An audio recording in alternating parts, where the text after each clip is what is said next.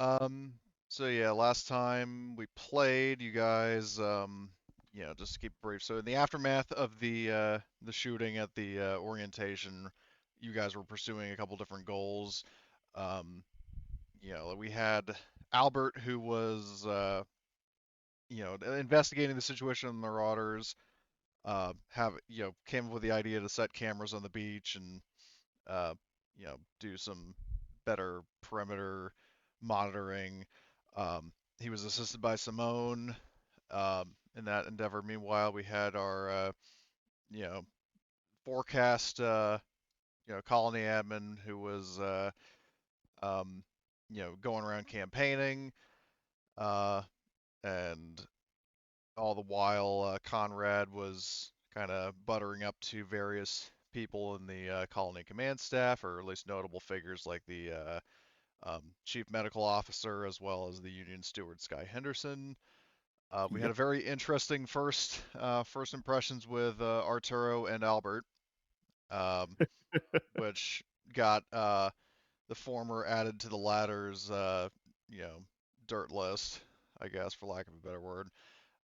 So what we're going to do first is, because I think that about sums it. Oh, you also, and then one other thing is, there was obviously the news about, when Arturo went down to the engineering district, to the auto bay, the guy he was originally going to collect money from, he decided to go, yeah, you know what, instead I'm going to investigate, see what the situation with Royce Havelock is, and, see what's going on there, which, if memory serves, was also kind of brought up or like put on the radar of Albert and or Conrad, but um, so that's definitely Yep. kind of a plot point there. As for Conrad, I'm going to share a handout based on your findings from before. If I Ooh, can, thanks. so no problem. Let's just see. So if I do, okay, let's see. I have a quick question. Is Sure. today still the same day as the colony attack, or is it now the next day? You guys wrapped up in the evening, so unless there's something specific you want to do, you can jump ahead to the next day. Yeah, there was just like one order that I don't think I gave the security team that I would want to give, Sure. What's that which order? is basically to have when like security staff are on duty, I want them to like arm themselves with rifles like I am. Okay. And the reason for that, right, is like we had this attack, and some people got shot, but like people were firing back with pistols. These guys had rifles, so Right. like So you want them to I be want the better armed. security to be, yeah, pretty Okay. much.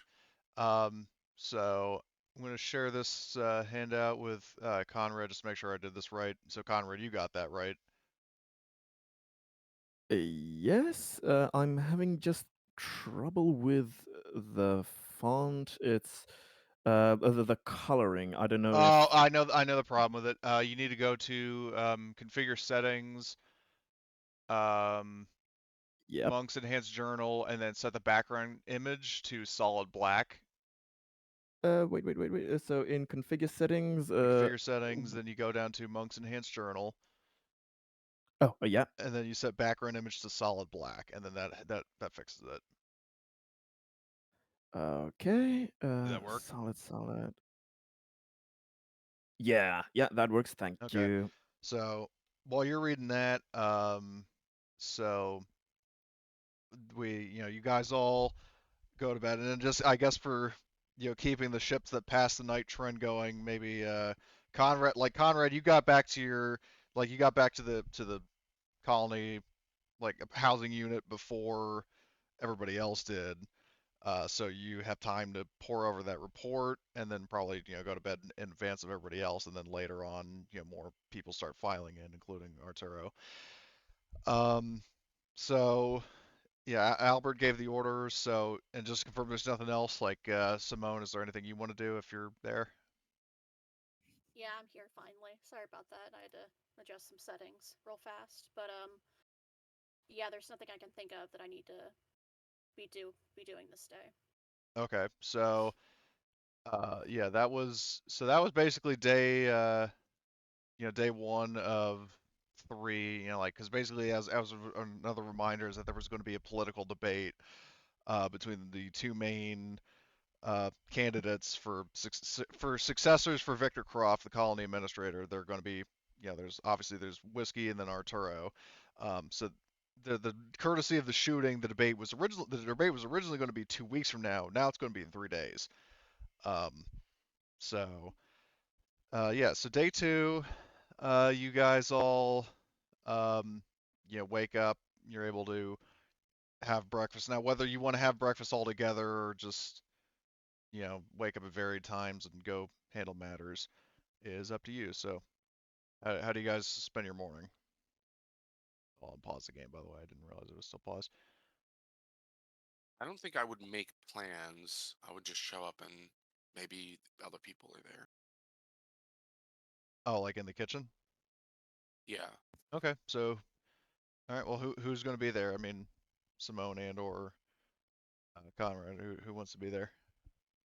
In case there's anything Conrad you will want to certainly discuss. It be would there as definitely be someone well. who like wakes up early, probably. Okay. Yeah. Yeah, I'll yeah, say Simone will be there. yeah. Okay. So, Conrad as well. Yeah, that makes sense. where's Arturo is probably Arturo? Who slipping knows? in. He's looking in somewhere. Certainly not in his room. Somewhere else. He went out through the window. He Or we campaigned knock so on his hard he door, just fell no asleep response, somewhere. right? Yeah. It Where, so says where's he's in where's there, but yeah. where's Arturo? Anyway, so yeah, you guys are all so you get no response from Arturo. So whether he's asleep or he went out the window to fight crime, who knows? But um, yeah. So you guys are all sitting around the table of I'll pull up the housing unit just for the sake of atmosphere. Um, so yeah, you guys are in the dining room. Arturo is not there, so we just move him there, and Albert takes his place. So, all right, action. So I will Oh, ask Simone, and I'll ask her kind of quietly so that only she can hear is like any update on Havelock. Not yet. I plan to start investigating or keeping an eye out today. Okay, excellent. I'll be drinking my coffee or something like that. I probably drink coffee.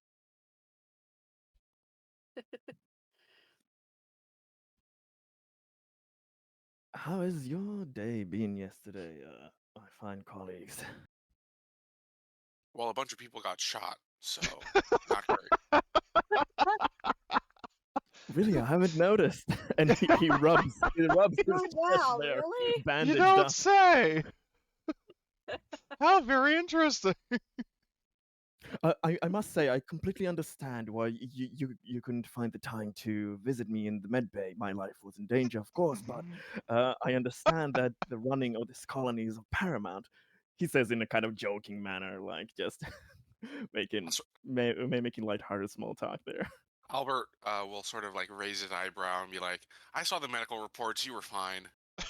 You only had a flesh wound." My flesh is strong, yes. Bullets seem to bounce off of it.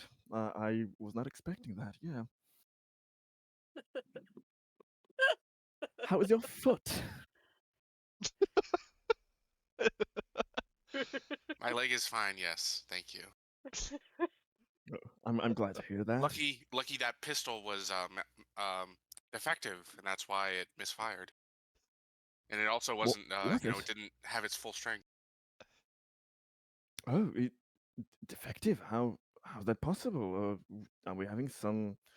Is it common with that type of issue gun, or is something not being maintained well in the armory? I mean, I'm uh, responsible for in the management area. I'm good with the service and upkeep of the technical areas. If you want, I can look over that pistol to see if it's working properly.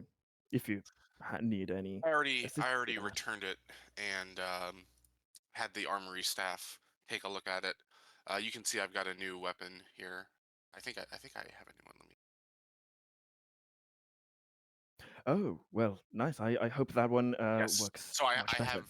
Yeah. So I'm not saying this like, but I have the revolver on my you know, holster or whatever, and then I'm also um, and then I also have like a storm rifle slung over my shoulder. Hmm. I just sort of like show the revolver. I'm like, yeah, I got a new weapon. That one I don't trust it. The other one I don't trust. Yeah, uh, probably could get an unlucky nickname for that. Hope it's fixed. We don't want defective equipment around these parts. But say, Albert, have you found out any uh, more crucial information regarding the security? How was it possible that uh, they were able to sneak up on us like that yesterday? Question. So it's not. I don't think we ever announced the details of the attack publicly to the colony, right? Um, when you say are you talking about like how the Marauders showed up? Yeah, like Like where they? from our investigation of the boats, we never announced that publicly, No, you right? didn't. Yeah, yeah. Conrad Like doesn't so know far, only the anything about that. security team as well as the the couple of Wildcatters, including Simone. Only I mean, it stands to reason that Wildcatters, just the background characters, unless you specified for them to keep their mouths shut, they might have told like Right. their families or their coworkers. So It's getting through the grapevine. yeah, like it hasn't, it isn't necessarily widespread knowledge, but it's not completely hush hush. Okay. So I guess I will be planning to do a public statement today about it. So I will just tell Conrad because it's not. I was planning to tell everyone anyway. Okay. So I'll say to Conrad, yes. Well, Simone, I, and a group, we investigated yesterday afternoon. It looks like they're coming in. They're from the east, right? They let me just double check Or the is the colony. west? I'll just say, yeah. It looks like they've From the been raiding northwest. raiding the colony using Coming boats from the from the northwest. ocean. Yeah, the northwest. That sounds about right. Yep. Um, I take that you took Looks notes of like it. they're out to the northwest. I did indeed. Yeah. Just By in the way, case it I came will up. point out if you want, you can start sharing your findings in the group notes channel, Yeah, of or course. Hmm. like, and that goes for all the Yeah. players. If there's something you want to take note of that you feel everybody else should know, I mean, feel free to put it in group notes. So you don't have to do it right this Yeah. instant, but it definitely is probably for the best, like the betterment of all the players. So, but yeah, the Yep. northwest. I'll do like for every session we have, I'll do like a bulleted list of like important Okay. points, and then we can just add to it. Yes. So it looks like they came from the northwest. That there's like a volcanic island chain out there. They might have set up a base camp. Oh, that actually would I've be taken. northeast. I'm sorry. Oh, okay. The Northeast. volcanic islands are to the northeast. Well, is so Oh. the water and the islands are to the northeast. What I'll do, I'll just paste a screenshot of this in the notes. Just 'cause there is like a planet handout that I made, but the problem is it's not Oh like yeah. in map form, so I'll put it in uh, I guess group notes or notes and miscellaneous info. Why not? The Uh, water oh, was to the west, but maybe I'm just remembering it wrong. this is the layout of the planet. Like you've got large oceans. I mean, there are still islands in the west hemisphere, but the island chain that the Marauders were coming from was the northeast because that's where the And volcanic we're in islands the were. equator region, right? Yeah, you're in the equator. Okay. Yeah. So I say yes. It looks like they're coming from the northeast region. Possibly they have a base in those volcanic islands. I've already given some orders to better secure the colony, but there's more work to be done today. Oh, it seems it's a lot more serious than we first suspected. Honestly, I'm still baffled that it came to this. That I fully don't understand how they were able to entrench themselves uh, so deeply. Well, I mean, if it's not too much asking, what you're suspecting that they are northeast, that they have a base there, is that do you suspect that it's another one of our facilities that's overtaken, or is it something of their own or do you believe that they set up? Is there just nothing there? They just set up their own camp there or something? I mean, Cody, you'd have to answer this. Like, have we ever set up any colony stuff in the Northeast? Um, that's a good question. I would say you would probably have like there might have been research teams out there, but nothing, no permanent installations. Okay, so I'll say, well, when the colony was first founded, the region was scouted, of course, but to my knowledge, there's no permanent structures that were ever constructed. So if they are operating out of the region, they must have brought in supplies and built up a base, from off-world supplies. Hmm. A resourceful bunch, it seems. Intriguing.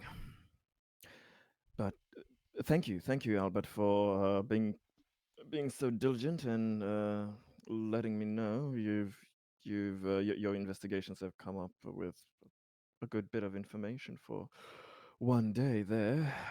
Uh, Please, if you need any help, any assistance with getting the security up, maintaining, I don't know, cameras or any anything technology related, software related that can be improved here aboard Terra Nova that can help us make sure that they don't just waltz in like they did yesterday. Feel free to ask. Yes, that's very helpful. I have some technical people on staff, but we will definitely need to be um, having some surveillance and some surveillance equipment to make sure that they can't sneak up us. They cannot sneak up on us again. If I can actually speak. Oh my god, it's too early in the uh, morning. yeah.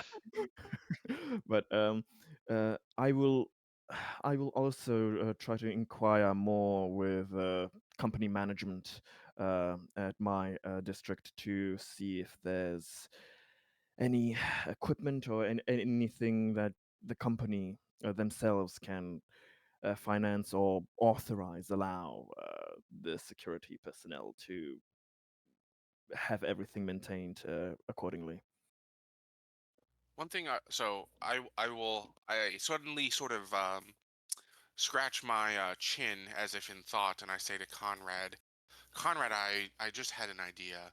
It is Yes. possible that these mercenaries might have someone on the inside in the colony feeding them information. Otherwise, how would they have known to attack the assembly yesterday? Or they may just have inserted um, some kind of spy program into our computer systems. If you could investigate our computer systems and let me know if there's any suspicious communications leaving the colony, that would be helpful. Oh, that's a very that is a very stout idea. Yes, I am very Th- smart, thank thank you. thank you for the suggestion. I think that would be a good place to start. I will definitely get on that. But between us three, and he kind of leans a bit forward. Uh, I think you might be right in saying that they must have some way of getting in here. I don't know if anyone right now is helping them, but when they first made contact, it all smells a bit fishy to me. It must they must have had somebody capitulate a little too fast. If not somebody directly working for them, then them having blackmail over somebody or something. And between us, he kind of whispers, uh, I have suspicions. It's completely unfounded, but just a gut feeling for now that maybe our, well, outgoing, soon to be former colony administrator Croft maybe has something to do with it.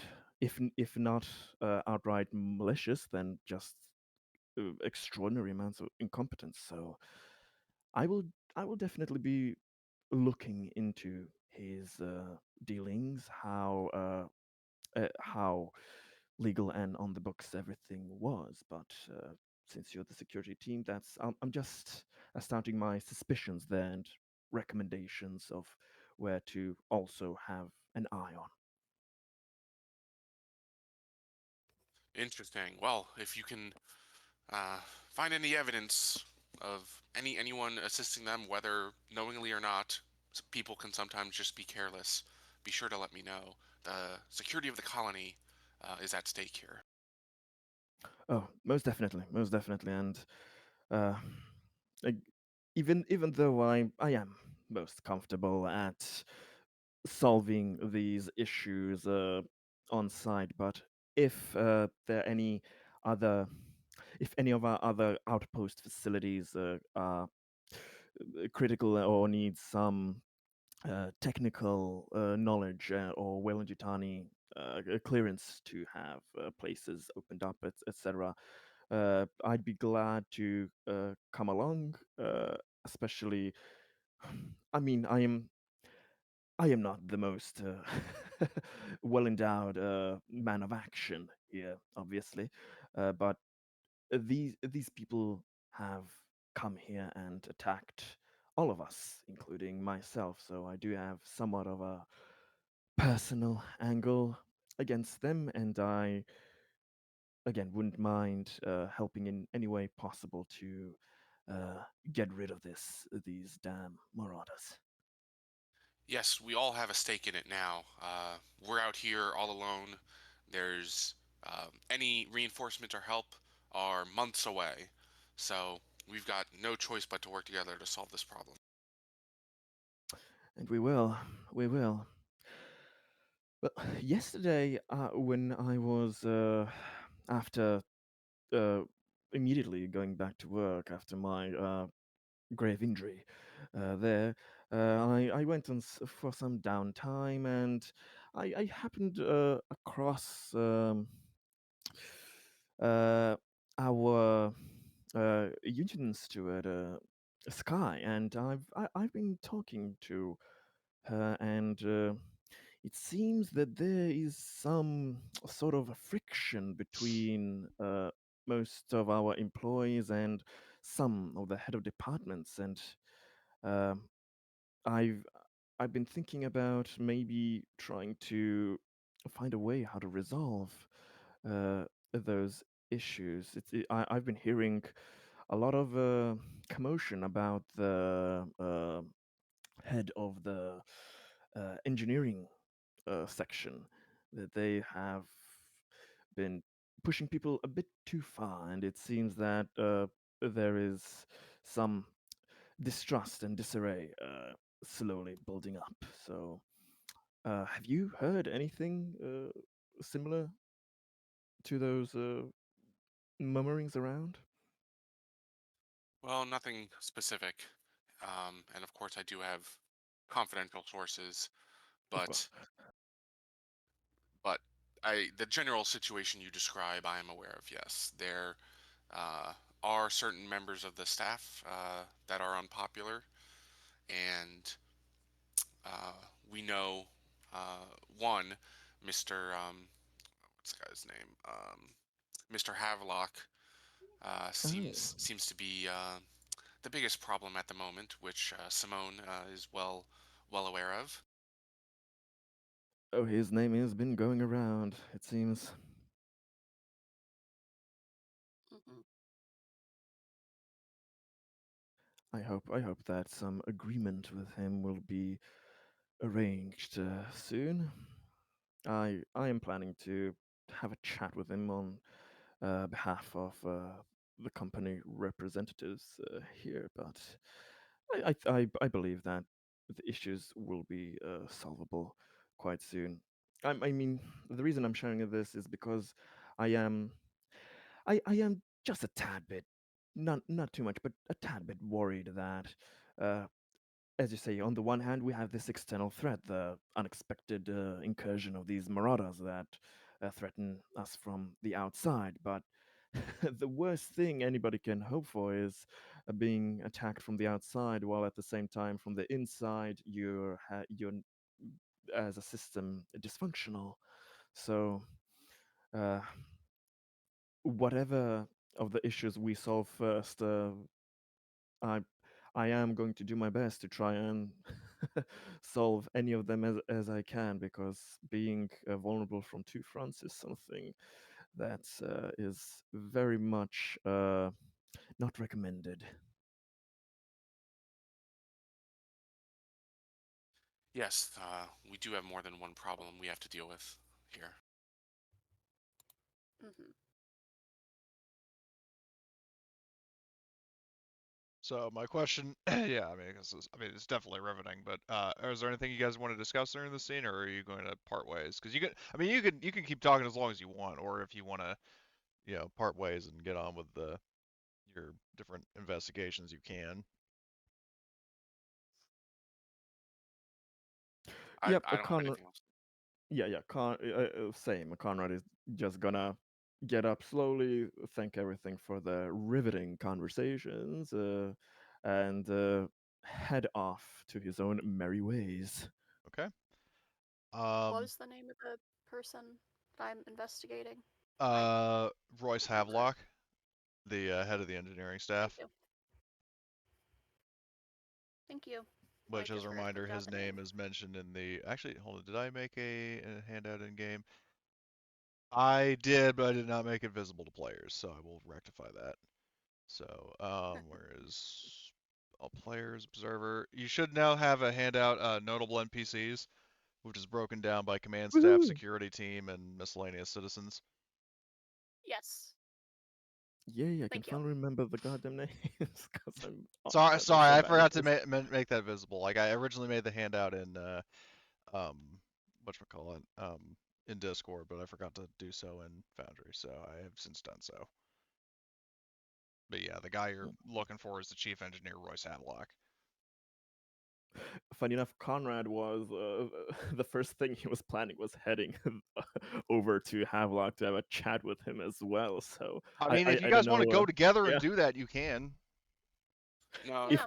so if I he want to sees, say yeah.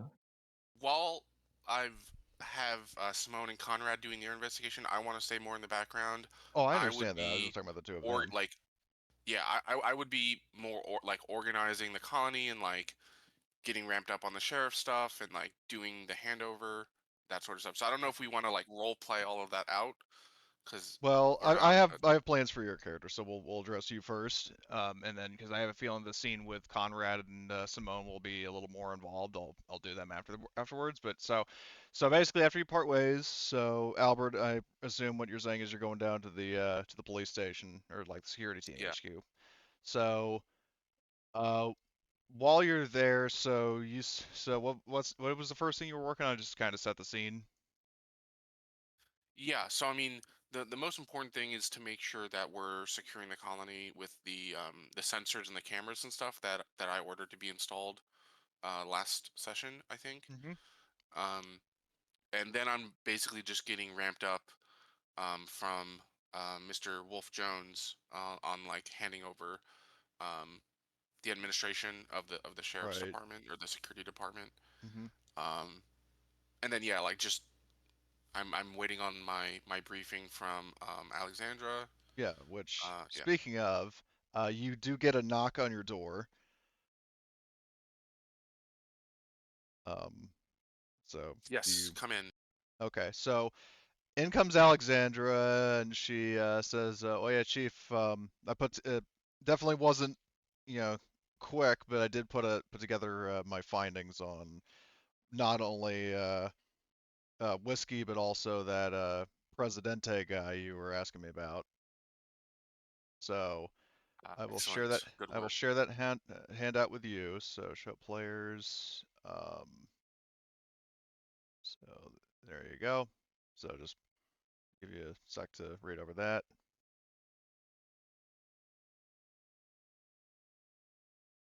Okay. because there is quite a bit. Okay. So I mean, so do we want to switch to other characters while I read this? Sure, if you want, because yeah. So while Albert is reading over that, um, so Simone and like while he's doing that, so Simone and Conrad, you guys are heading down to the engineering district, and let me just what I'll do is I'll Yeah, just again move us over to the colony overview. yeah. Conrad notices that Simone is heading in the same direction, and he's just like, "Oh, are you heading to the engineering department as well?" Yeah, I'd plan to. Might as well go together, don't you think, Yes, why Conrad? not? Can you just Well, I Sorry, will actually. Yeah. real quick. How do I fix the background of the notes? Sure. oh yeah. So what you want to do is you go to under game settings. There's configure settings, and then you select Monk's Enhanced Journal, and then under background image, set that to solid black, and then save Okay, great. changes. So, Okay, um, it's just everyone does that. yeah, I didn't. Yeah, it's a per Yeah. user thing, not a server side thing. So, um, Okay, thanks. You but can continue. sure. So now what I was going to mention, because that does raise a good point, I will point out that actually, um, Havelock would not be in the engineering district. Because what dawned on me is that he actually in the command center he has his own office. Oh, but would we know that? Um, It would be like a colony directory, probably, right? yeah, something like that, and especially Conrad with your connections and access and stuff, you would know that. And I would say that probably also when the sheriff was giving Albert his stories, probably he may have covered that. So either way, there are ways for you guys to know that.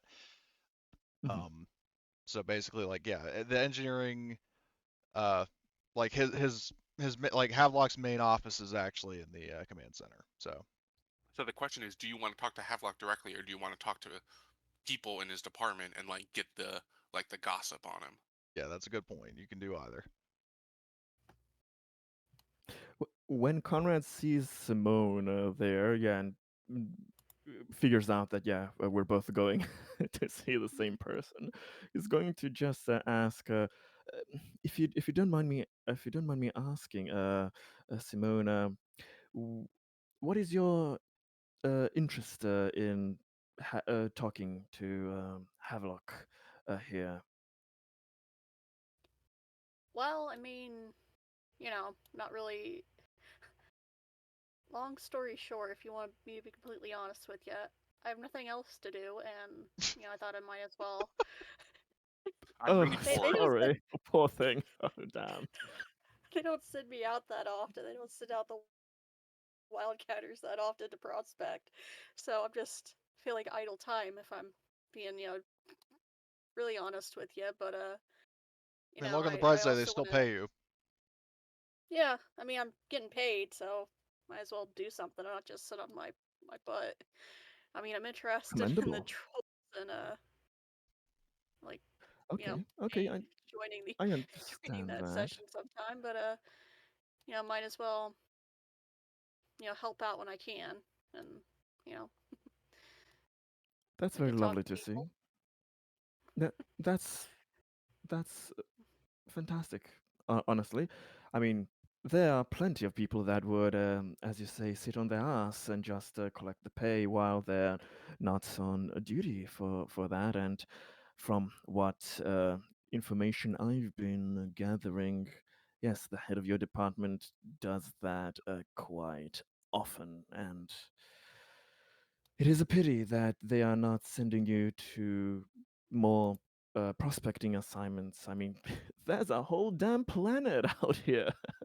There's certain there should be a problem of understaffing, not overstaffing. With uh, there's not a Well, square meter of the ground that uh, can't use some good scanning and digging up to see what you can find. But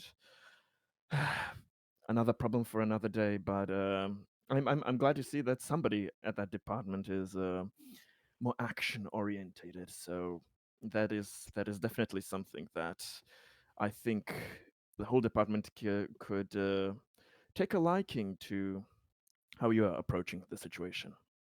But okay, that's another conversation for another time. Let's try and see yep. what this hassle with Mr. Havelock is.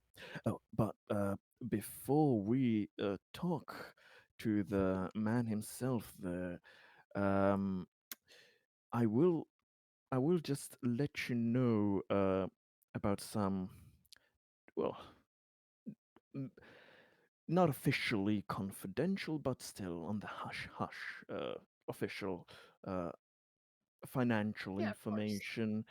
Um, the engineering department is extremely important to Terranova, one of our few profitable sectors here. So we have to be very cautious with Mr.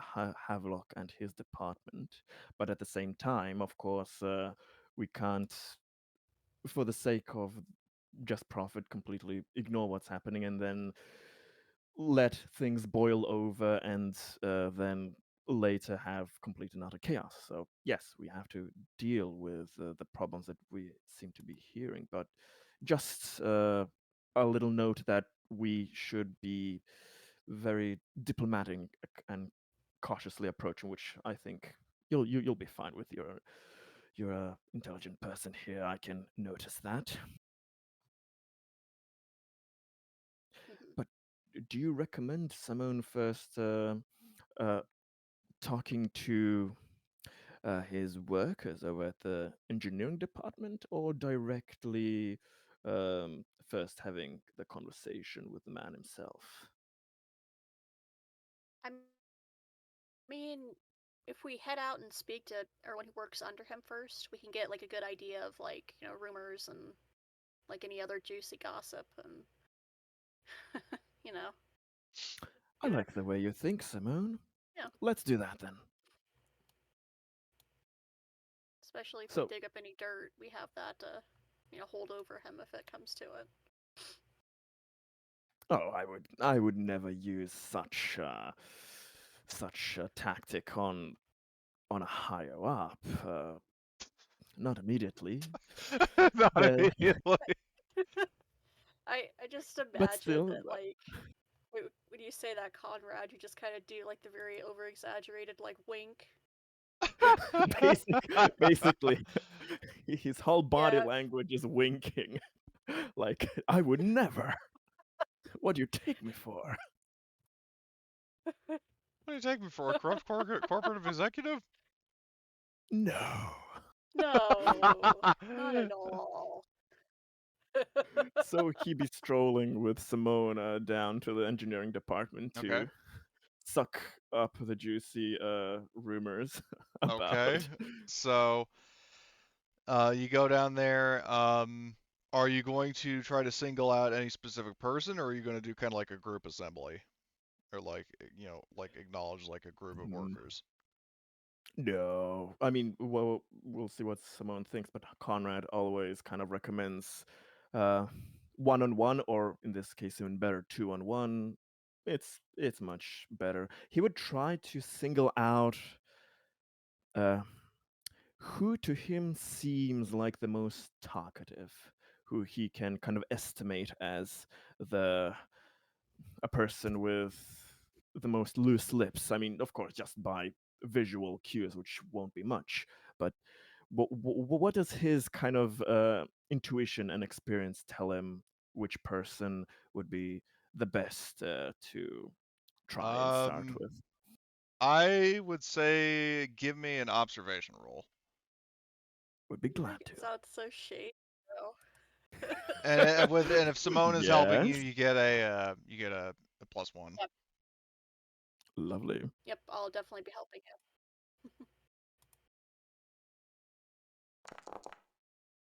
Okay. So as you're looking around, hold on, where, because I had an NPC for it. Um, yeah, you're looking around and observing different workers. One of them in particular, you see, a more youthful kind of, not necessarily energetic, but she's definitely got a little more energy and spirit than the rest of the work staff. Um, there is let me just, because I have artwork for this character, I was prepared in advance. Um, you see this Nice. lass here who's working, and she seems a little more spirited than the rest, because the other guys are just kind of like, just sort of like marching along, or like some of them are having smoke breaks, and she's the only one who has a bit of a smile on her face. So Conrad So lets if there was Simone anyone who would know. be talkative, it would probably be her. Yep. Conrad lets Simone know that he recommends starting with that person over there, and he just kind of, along with Simone, starts walking towards her. So, when you approach her, because she is somewhat engrossed in her work, like she's, um, I would say maybe like, like lugging some parts or some tools, like something in like like a crate, or like one of those like toolboxes. She's carrying that, so I mean, it would be a case of like, walking up to her, like tapping her on the shoulder, saying, "Excuse me, miss," or something like that. Yep. Excuse me, can I have a minute of your time? Sorry for interrupting. She turns around and sees just like, "Oh, hello. I haven't seen you around this part of the colony before." Um, she says, "My name's Daniela or Danny. What's your name?" Hi, I'm Conrad. This is Simone. He gestures over to Simone there. We're new Hi. here. We are just getting to know the lay of the land, and uh, I'm from colony management here, and we've been doing just regular kind of tours of all the departments and asking the workers how um, things are going, how basically status updates. So I hope that if I can just take the smallest, bittiest amount of your time to ask how things are going. Um, she definitely, in terms of the mention, like take a little bit of your time. She gets a little not like very uneasy, like pacing in place or like jittery or anything like that. She definitely seems kind of the idea of potentially slacking off in terms of like if her supervisor catches wind of that doesn't really sit well with her. But she's like she says, I mean she does agree. She says, sure, but please do make it quick because she says I am on the clock here. Of course, of course. We won't bother you too long. Now, damn, I should have thought of what exactly was I gonna ask.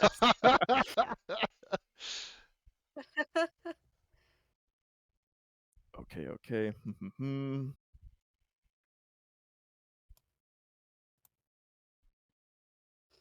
I mean, if Simone has any questions, you can ask her. Yeah. My brain is still warming up. So, You're basically So, like in Fallout 4 Skyrim, just sitting at the dialogue screen and the NPCs are just staring at you. yeah. exactly. So Conrad Um, smoothly starts with, so how's the work-life balance here? So, I'm um, conducting a turtle survey, and I'd like you to like respond if you have a couple minutes. so, Well, she says, like she gives you kind of a quizzical look, but she actually, feeling like you can see that her arm is kind of strained from what she's carrying, so she actually sets it down and just kind of like, sort of flexes her arm a little bit. She says, well, um, in terms of work life here, I mean, as you can see, we're definitely a little, you know, hard pressed. Definitely kind of having to kind of pick up the pace here. Um, but I mean, other than that, yeah, the depending on who you ask, the things have been a little more faster paced and not necessarily safer. Um, more, which is Hmm. more emphasis on the mining crews. Um, but even here in the relative comfort of the engineering bay, it's not exactly all sunshine and rainbows. We've heard there were a couple of injuries from time to time. I'm very sorry to hear that. But uh, first of all, anything you say here is absolutely and completely confidential. Except to all the In that people sense. who are are in the room, but I'm just kidding. Um, Well, we're hoping it's an engineering bay, very noisy, so you well, can literally yeah, barely hear the it's person next to you. basically, yeah, like the whole case is like Dodgson, Dodge, we got Dodgson here. See, nobody cares. Like Yeah, yeah. nobody's paying attention. So, um, Yeah. and she's not really speaking in a raised voice. So, and as far as given that you're at least Conrad, I'm assuming you'd probably be in like a a fancy like suit and tie. You know, from a Always. cursory glance, like you basically appear as like some sort of executive who like actually has business with Danny. It's not like like it's not just like some random, like it's not like her boyfriend or whoever, just some guy just randomly shows up. It's like you look like somebody who could actually have like official business. It's like I need your feedback for some survey, that kind of thing. Yeah, yeah. So there you are given relative safety to communicate freely as long as you're not making a big deal about what you're talking about. Absolutely, absolutely. So yeah, he says like, uh, anything you say, of course, this is all anonymous. We are taking survey data to see what can be the status of things and what needs to be improved. But yeah, since we've heard that there have been a few injuries, in your opinion, does it seem like the engineering section is understaffed? Do you think that you need more people? Would that fix help the issue? Um, she sort of like crosses her arms and sort of looks down and thinks about it. She says, "Well, to be honest, I mean, I'm just kind of a no pun intended, kind of a cog in the machine here. Um, I Oh definitely I no. think the problem might be less being understaffed and more overworked. Mm-hmm. I mean, it's a case We where yes. there's been a trend of from what I've heard of you know it being part of some initiative uh to improve productivity and therefore output and profit in the colony, both in terms of local infrastructure and work, like projects to set up the new colony, like set up new areas of the colony, build outposts, build like vehicles and spare parts and all the stuff we need, um, build new housing units, that kind of stuff. It's been There's been more of a rush for productivity's sake, and that has kind of come at the sake of worker comfort and or pay. Uh, Extra yes, work of for less course. pay. How long has that case of Or being actually, out overworked of character, been going on? I will amend that slightly. It's not like they're necessarily being, well, actually they are being paid a little less. It's not like their salaries got absolutely slashed, but it's definitely like the balance between the work they put in and the pay. There's a bigger rift there instead of it being fairly balanced. You know Yeah, what I mean? yeah, Yeah. yeah. Like that's what she's trying They're to not being convey. paid as much as they're being overworked. Yeah, they're Yeah, not it's being not paid as much as they fair in should that be for the sense. amount of work that they're putting in. Yeah, yeah. So he kind of asks, how long has that been going on for? Few months. The problem, Mm. she says, the problem is honestly, that you mentioned it, and honestly, I've kind of come to my own conclusion about it. Is that looking back, it's been kind of a um, sort of like that really old analogy, like a frog in a boiling pot of water. You turn up the temperature slightly so it doesn't notice. Mm. Ah, yes, And I mean, yes. and then once you do notice, you kind of look back, and she's looking around. She's like, "Wow," you know what I mean?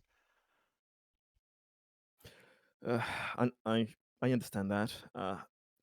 It's always a tentative thing with having having such huge responsibilities as this section does. I mean, you're basically building out the new world, but it always depends at what cost does that come.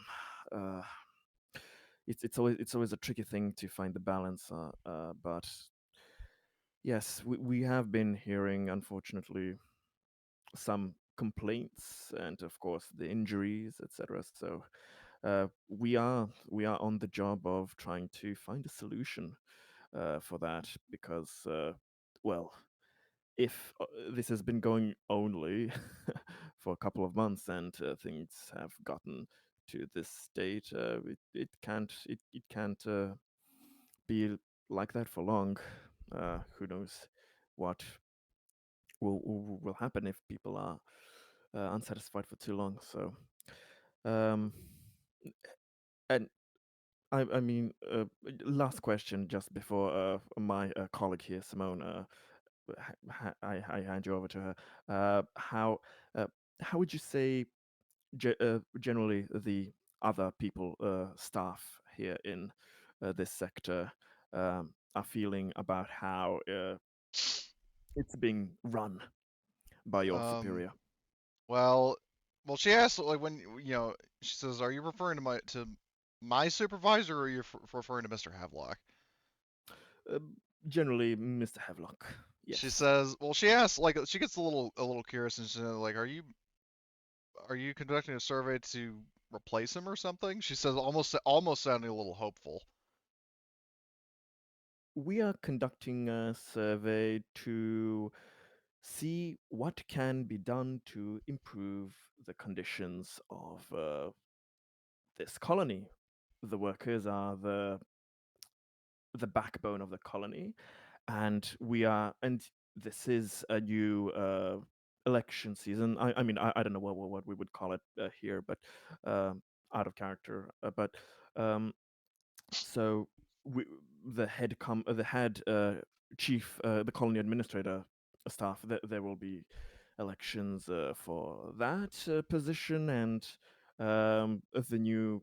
Uh, if a new person is in charge, they are at liberty to put other people at the head of departments. So it is always a possibility when these times come. And having these kinds of reports will be definitely key in seeing which people are best suited for the tasks. Should they stay or should they be rotated out? Of course, that does not mean anything is going to happen. Uh, there are no certainties, but again, it all depends on the results and the opinions of the people that are working here. That all of those things need to be balanced out. Then she says like, "Well, I mean, is there anything more I can do to help with that?" Well, uh, you can let me know in in layman's terms, how much is Mr. Havelock, quote unquote, loved by his department, by his staff and workers? Liked, Um, maybe better phrasing. well, I'm not gonna. She says, I'm not gonna name names, but his name has definitely come up in some of the more colorful rants I've heard in the break room. Mm. As suspected. Okay, okay. And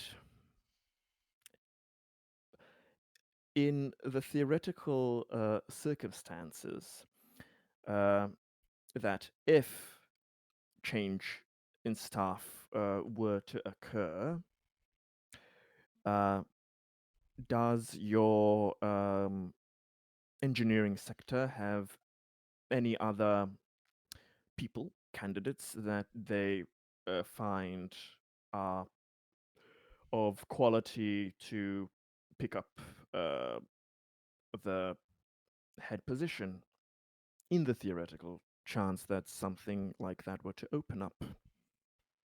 Um, in terms of I mean, because she explains to you it's like, well, the way things work here is, we've got the big man and then the supervisors and then the working class, right? Um, the supervisors, some are nicer than others, but the rest of just in general, they're more, um, they're kind of more, they have a little more influence from the man himself. Um, so, Of course. um, yeah, I don't. In terms of candidates, I don't know who to tell you. I mean, I definitely think maybe one of the working class who kind of get it would probably be a better choice, but I don't know who I'd pick. Okay. Okay. And out of character, I will Understood. I will hint at the fact that I actually um, Danny here that you're talking to, she actually has not only art, but she has stats. Make of that what you will. Yeah, yeah. Well, I was already kind of getting the hint that in the sense that Yeah. I we're talking It's a, we're talking to it's her, an and important NPC. she doesn't know anybody else who is I mean, she important can enough. she can be an important NPC if you want her to be. I Yeah, yeah. anticipated that you guys were going to want to do this kind of line of investigation, so I made like a notable work crew employee to interact with. So We're making mental notes of that. I just need to fucking remember. She's Danny, right? yeah, That's okay. She's Yeah. Danny. Danielle Okay, Muniz or Danielle. Muniz, I don't know how Okay, it's pronounced, um, but yeah. So okay. Danny is she is one of um the like more more defined characters, at least in terms of the work crew. If you want, I can like post like art and a like the name and notes. That would be nice, so I don't fucking forget. Sure, Like, sure don't thing. do. Let me just do that right quick if I can remember if I can save the um But yeah, but Conrad is going to kind of gesture to Simone, like as in, um, uh, Simone, did you have any questions? Yeah, I had a couple. Um, so you said that you're being, like, overworked and underpaid. Um, have you noticed that, like the safety standards of both, both the department you work in and has there been a lot have the safety standards started to be like relaxed to, push you guys to do more that you've noticed? um honestly, kind of going back to what I said about being sort of a slow transition, I can't really tell at this point because it's been long enough to the point where as strange as it sounds, I honestly don't even remember what they were like before. Probably better than what we're dealing with now, but I mean, just the frequency that somebody gets, injured by, some like heavy machinery, or there's an accident at the mines or that kind of thing. The frequency has definitely been higher than it used to be. I remember that much.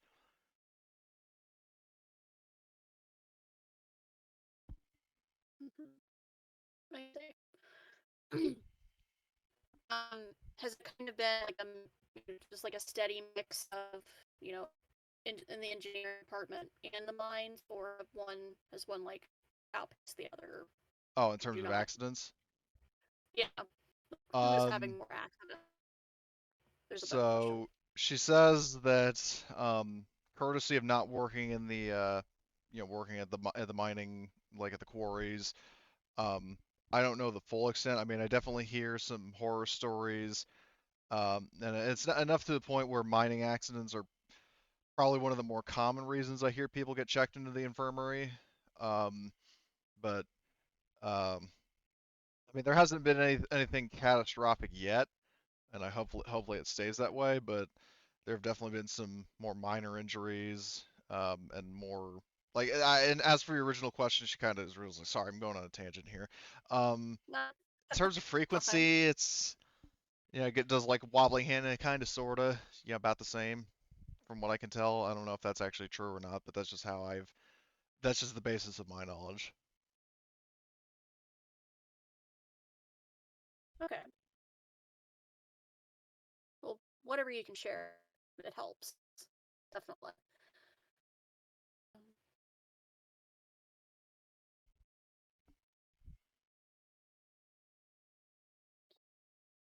Oh, sorry, I'm jotting down that note. Just Oh, I put her name in the notes and miscellaneous info, so yep. Okay. Yay. I guess like actually, yeah. Here's my next question. Like, you're I kind of realize you laggy, by the guys. way. Oh crap! Simone is a synth. Secretly a secretly a robot. Um, she said it's like been a gradual No, ratcheting yeah. up of bad things. Um, are there any like big issues that have really stood out to you? I realize you said it's been like a slowly ratcheting up the tension, but has there been anything like specific that's really stood out to you, Danny? She kind of thinks about it for a sec and says, you know, honestly, not really. But one thing, one thing that I've been wondering, I don't know if it really falls under what you're asking me, but um, the yeah, we're being we're being paid disproportionately less for the amount of work we're doing, but we don't know where that money's going. And honestly, that's something that I've been kind of curious about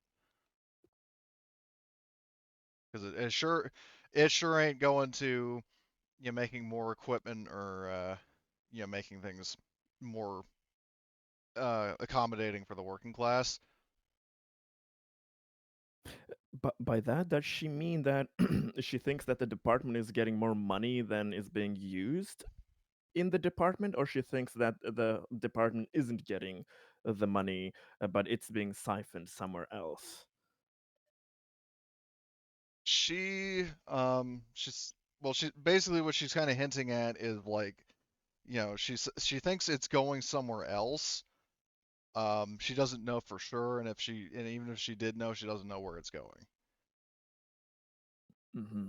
Like she feels like, theoretically, it's like on one hand you might think, oh well, if the workers are being paid less, then that means more work or more money for the administration and or the company itself, and that could go towards getting like more equipment for the workers or something else, but it isn't. Okay, so Because that's the they are disproportionate being given thing. basic accommodations. Like if something breaks down and it can't be repaired, then they get a replacement. But it's not a case of like, oh well, we're going to bring in more machines, so we have more job openings for more people to work. They're not doing that. Okay. So Okay. So they're they aren't hiring more people to help with the increased workload. They're just putting it more and more on the yeah current on the people workers. who are currently working. Yeah. Okay. Conrad has realized what's the issue there, judging by the report that I've been giving, and oh, he's thinking, oh, how am I going to fix all of this? Because it's gonna be so hectic. Oh my god. Yeah, but out of character, Conrad almost certainly knows where the money's going, and it's gonna be problematic how to fix this. Oh, I mean, it might actually, there might be a twist here. I believe me, I've had plenty of twists in mind to both of the ongoing issues here. So Oh, it's good to have lovely. theories, but just don't assume those to be Of factual. course. Okay. Yep. Yep. Hmm. Okay. Uh, I think Danny, you've given us a lot to think about. Uh, Thank you for your cooperation, and we will uh, take to heart all of your uh, notes here. And if we don't have any more questions, he just kind of looks at Simone if she has anything else. Um, not at the moment. Out of character, I my Simone works in like the is technically part of the engineering department, correct? Because that's part of looks like it's Wildcatters are The in this. Wildcatters are so Or is that a basically different section? it's The technically a different prospecting section. Yeah, department. prospecting. Okay.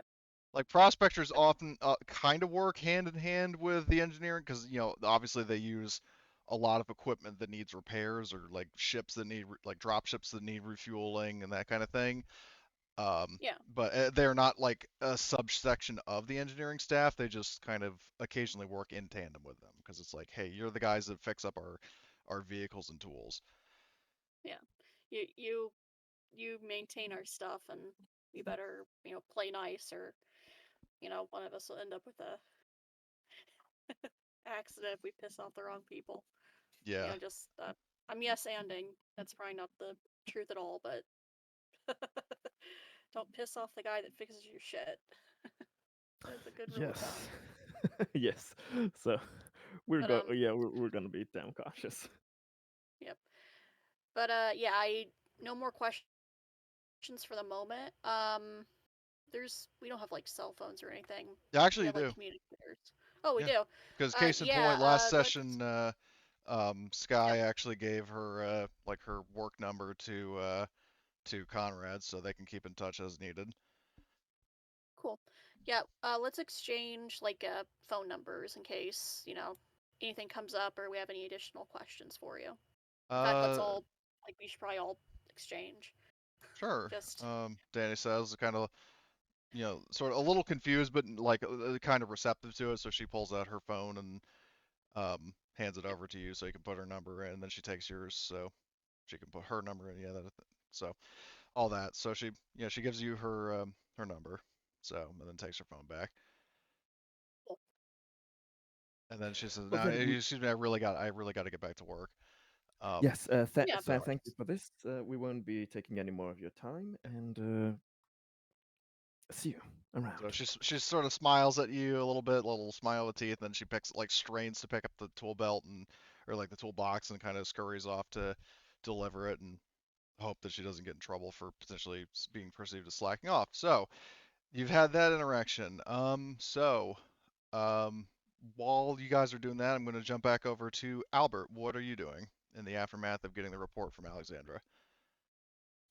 Yeah, so I've been reading, and there's certainly some interesting information in here. Um, there's nothing I think that I would act on immediately. I would maybe tell Alexandra I would thank her for this report. And I'd ask her to also look into Havelock, and I'll mention to Alexandra, um, this Havelock guy. He seems to be really running the engineering department in unpopular ways, generating a lot of anger within the colony. We may have to try to resolve it one way or another.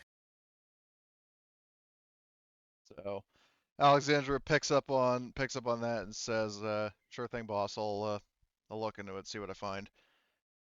And if there's nothing else you have for her, then she takes her leave and exits the room. Thank you. So What I the next thing I will do is, like I said, when I mentioned at the start of the session, I would spend a lot of time just like reviewing with different people the security situation and like what the measures are being taken. I would check up on the status of the cameras, all of that stuff. Um, I don't know if there's anything there interesting to talk about. I would check in on the status because I ordered the radio frequencies to be monitored, so I'd see if like any transmissions got picked up on that. yeah, there haven't been any new reports since the one guy checked in. Because basically, the one like the leader, either like a squad leader or the leader of the organization overall, radioed those guys that you killed. He didn't get a response, so the logical assumption, especially because there were some that fled, as the assumption is that those men were killed. So he's not. I mean, there haven't been any transmissions back to those guys because they're dead. Okay. Then I think the next thing I would do is, um, what's the timeline on me being formally appointed sheriff again? Um, so um when you were brought to Terra Nova, like so you arrived the day before yesterday, and when you arrived, you were told that within a week you would be the new sheriff. So you're currently on day 3 of 7. Okay. Um, so then I think I want to go talk to the colony administrator. Okay. Um, And basically, I don't know if we want to have a conversation, but I just want to say like, hey, it seems the I don't have we don't have to role play this out, but I would basically yeah, say you the can. situation is okay. So yeah, we'll say that you are on your way to the Colony Ops Center, and as I understand it, so Conrad and Simone, you said you were going to head there to talk to Havelock after your interaction with Danny, because I mean, that's a potential opening for you guys to meet up together if you want, because you'd be heading to the same place. Well, I mean, I would schedule a meeting with Croft. Okay. I probably wouldn't have time to Okay, I was chat. just. Well, I understand that. I'm just saying that like maybe it's a case where like after you finish your meeting, then you Yeah, come yeah, out of that meeting right as they're coming in, and then you could. I'm just offering that to you guys if you want, but yeah. That's fine. I'll leave okay. that up to. So we'll cross that bridge when we get to it. So anyway, so yeah, you schedule a meeting, and just for the sake of narrative, I'll say that he has some downtime, and you are like through the sheriff, you are able to schedule a meeting with him, um, and basically I would say by this point that it's about noon, so um, the meetings around that time, so you can. Uh, I don't have Art Forecroft, but it would be in the supervisor's office, so you would go in here. You buzz the door, he opens it, and basically the guy you see, um, definitely an older fellow. He has, like, sort of like graying hair, a beard, kind of like an older dude wearing a fancy suit, and he looks up to you and he says, "You must be Albert, the sheriff-elect." Yes, sir. I'll shake his hand. So he leans forward from his desk and shakes your hand, and then he gestures to a chair in front and says, "Sit down." He says, "Now, what can I do for you?" Yes, I wanted to bring some important matters to your attention. I know I'm not formally the sheriff yet, but given the situation, I feel the need to take some immediate actions. And he says that I can respect a man with a good bit of initiative, especially during these troubled times. What measures have you taken? Yes, well, first, I've ordered the security department or all security guards to carry rifles. It seems our enemies are heavily armed, and we don't need to be outgunned if they attack again. That should increase our defenses. Second, we did an investigation yesterday, and we found that these mercenaries are attacking us via using boats from the ocean, and we think that they may be coming from the northeast direction. We're uh, investigating that further, and I may have some more information on that later. But that's what I know right now. And he's kind of nodding along, just sort of waiting, like acknowledging what you're saying, making eye contact, just waiting to see if there's anything else before he responds. Yes. Third, I wanted to let you know I plan to make a public address later today to inform the colony of the current status here. As I'm sure that you're aware, rumors travel like wildfire colonial in colonial outposts like this, and it's important that we get the truth out there and let people know that the appropriate actions are being taken to secure the colony. And he says, "I couldn't agree more. I can see why you got this position with ideas and initiative like yours." Yes, thank you. Um, do you have a formal date for when the change, when I will be appointed? I mean, out of character, I'm not really bothering with like specific dates and like Right. July 10th kind of thing, but um, Well, maybe he's it's like 3 days from now, 4 days, like yeah, whatever. he looks on his because he doesn't remember off the top of his head, so he pulls out like he looks up on his computer and he says, you should be appointed by the start of next week from what I see on record here. Okay. That's fine. I'm eager to get that out of the way, just so I can do my job. As I said, there's a lot of work to be done and not much time to do it. Says I couldn't agree more. So in terms of making a public address, um, he says, a couple of options. I mean, you could. Well, when were you thinking of doing it? I'd like to do it this evening, around 6 or 7 p.m. So Okay.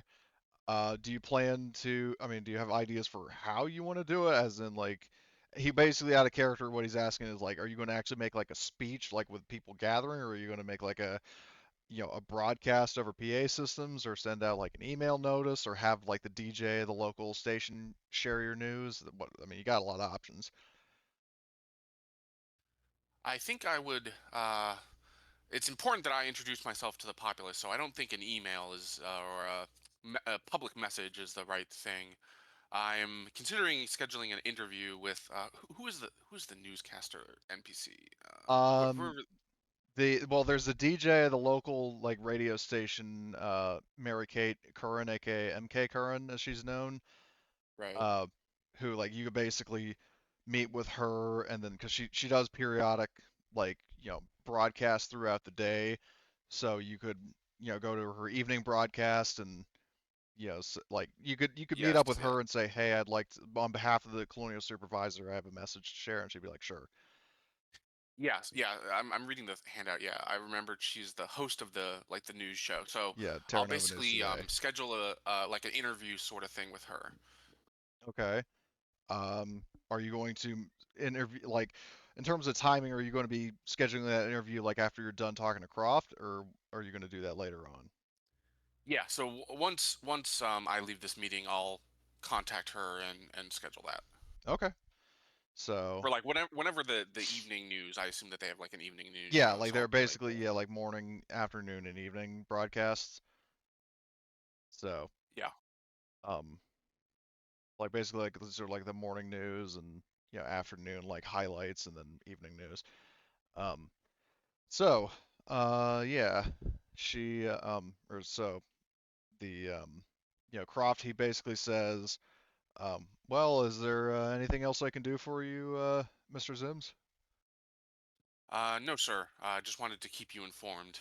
Okay, well, thank you for doing so. It's good to know what's going on, especially with all the different um, complications that Terra Nova has been experiencing lately, and especially where um, I'm going to be stepping down, and a new a new face will be taking my seat as the colonial supervisor. I it's good not only for me to know what's going on, but also for me to be able to share, to write up a report to share with my successor, whoever that may be. Yes, sir. Do you have any idea who's the favorite right now, or who the candidates are? Um, he says that like up until recently, the only established candidate was this ex-military guy named Steve Stevenson, or as he goes by, Whiskey.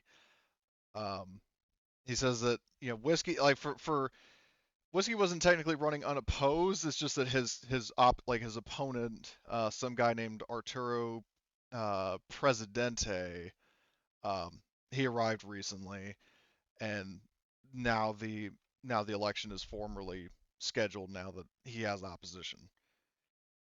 What are your thoughts on Whiskey? I haven't met him, and I'm sure that you have experience dealing with him. He says that I've met him a couple of times. There've been a couple of like command staff meetings and stuff, which um, have had him brought up, and at one point he personally came into my office, and we discussed things. He definitely seems, well. Um, it'd be very unprofessional of me to potentially speak of him in a negative light, but like, and him saying that kind of tells you everything you need to know. The fact that he has to kind of give that disclaimer sort of suggests that, yeah, Whiskey isn't exactly that great of a guy. So at that point, I'll just sort of interrupt him a little bit, and I'll say, "Sir, we're talking about the future of the colony here. I'd ask that you be forthright with me on this matter." He sighs and he says, "You're probably right." He says that Whiskey isn't. Um, I can't say I personally agree with some of the policies that he's proposed. Um, that he also seems very, he goes. There's a point where he goes past sure of himself to just straight up arrogant. Um, and the fact that he's just so self-absorbed is not a good trait for a colonial supervisor to possess, because he says that, I'm sure you've probably heard of the unfortunate reputation I've managed to develop. But in my defense, I at least was thinking of the good of Terra Nova, whereas Whiskey seems to be thinking of his own personal gain. Yes, I've heard those rumors about him. I just wanted your impression. Yeah, he says. I mean, I don't know anything. As harsh as it may sound, I don't know anything about the other guy that's running, but he can't be any worse than Whiskey.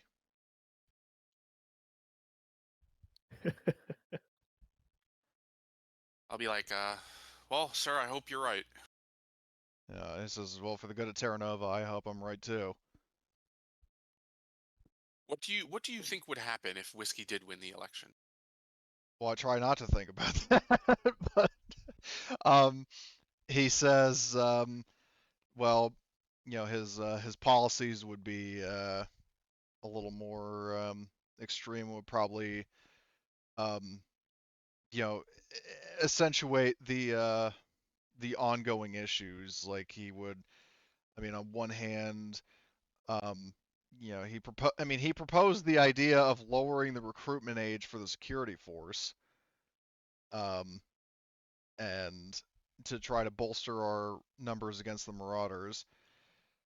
And he's because I gotta get back to my desk because it was meandering around wireless headset and all, so I just need to double check because he did actually have some campaign pitches that I wrote down.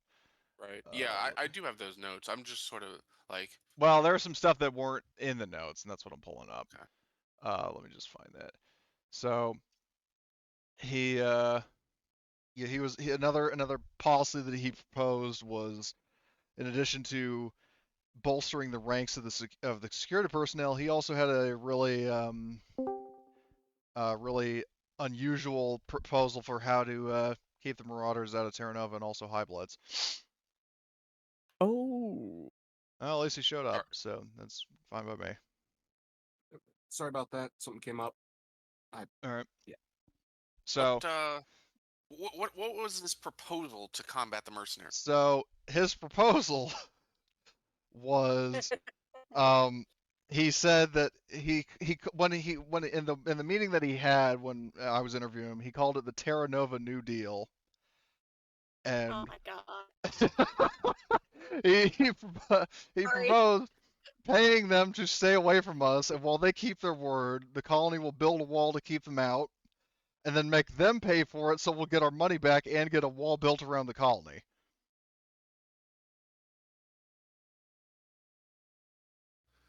I'll just sort of look incredulous at this, and I'll say, he is aware that mercenaries probably have flying vehicles, right?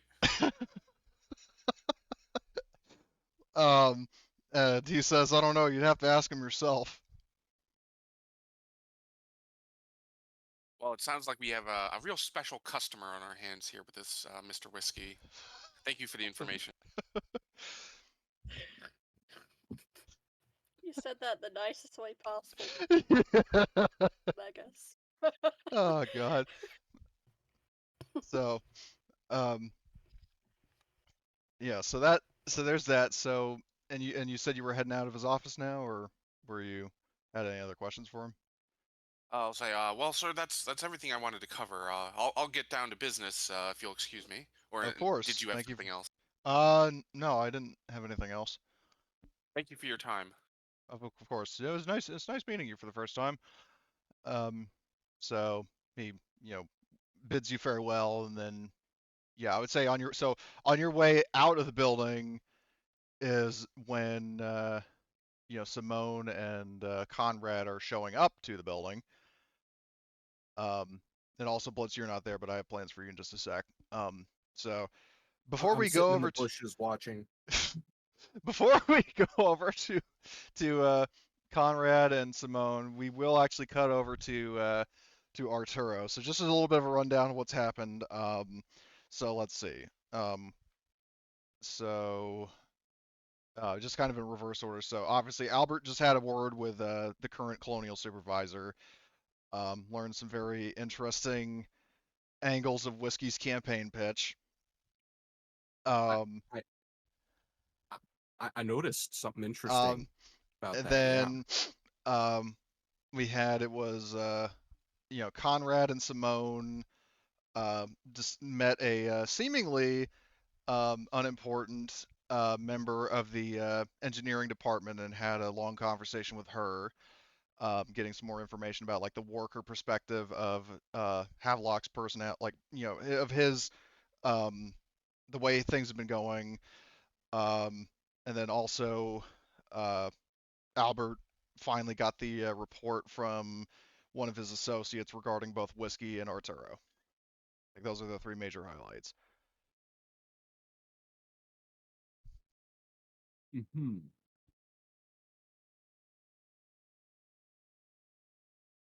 So I would say that while you are, while Albert is, he's coming out of his meeting, and then Simone and Conrad are, uh, you know, they're coming because they were going to have a word with Mr. Havelock. Arturo, what would you be up to? Are you out campaigning still, or? Oh man. Where exactly did I leave off last time? I think that was when I was Last time I bothering this remember. individual right here What in his individual? office. Oh, that guy. Oh, Albert. Well, what you did, I remember was, so in terms of some of your highlights last session, let's see, you decided to start trying to win the support of the people of Terra Nova, which saw you first giving a speech about the shooting and then dancing on a table. Oh Um, yeah. and then after that, you spoke to the local singer at the bar, got her some highly regulated drugs so she could get her fix, and also won her Oh support in the yeah, by being election. all fucked up. Yep, that. And then you spoke to one of the guys at the fucking engineering department, Duncan Wallace. You did not formally help him. You decided to take it a step further in terms of helping him. Like instead of paying his money, you were going to get a salary all squared away. And that was pretty much the last thing you did. I mean, and obviously at some point during that you met up with Albert for the first time. You still have not met Conrad, so which is hilarious. So, are you out trying to campaign some more, or are you doing something else? Hmm. Hmm. Is whiskey in the area? um. Well, I mean, if He's you in the want to, colony. Yeah. Is he a conspicuous character? um, I mean, he's probably. Well, I'll say this much. If you are actively kind of looking into whiskey, one thing you will find is that he actually has been doing campaigning as well. Like you find him out front of the bar. He's got he's got one of those like folding tables out, two American flags, one on each corner of the table, and he's got a whole bunch of fucking CDs. He's selling mixed like his own music like rap albums Rap because albums. yeah. So he and I have this is oh, where is it? This is the art that I did of him for an animation based on an actual photo that I don't want to use because as much as I hate him, I don't want to dox. But this is a general impression of his appearance: beard, Oakley's, baseball hat, wife beater shirt. Oh man. So, so, um, so he sees you. He doesn't realize who you are, and it's like, "Hey, can I interest you in my latest rap album?" And he holds up an Slash album. political commentary. No, even worse. He has um, where is it? So his album is it's titled Tango Down, and it is why's my alarm going off? Um, and it's titled Tango Down, and it's listed as having some great hits like Ho Malia Blues, Tango Down, Smooth Operator, Thick Thighs and Freedom Fries, and several others. Wow, man, this looks great. You know, that right there, that last one with all, with the words, that sounds like a good one. And he's saying, it's like, well, I mean, you can't compare to the lyrics of Tango Down. Interested in a demo? Yeah, actually, could you do a demonstration for me? Right here? Would you be willing to do such a thing? Yeah, so he, God, so he basically, there are a bunch of people like going into the bar and walking by the bar. It's like, attention, can I get your attention, please? And then so he pulls out, Everyone pay attention to this guy. This guy right here. So he pulls out like a little like a fucking one of those little tape recorders that in the core rule book. So he plays and starts playing this this terrible fucking track, and he starts rapping, going, Tango down, over and out, didn't score a kill, I got no doubt, complete no stops, looking so fly, got my gun in hand, Tango's gonna die. Man.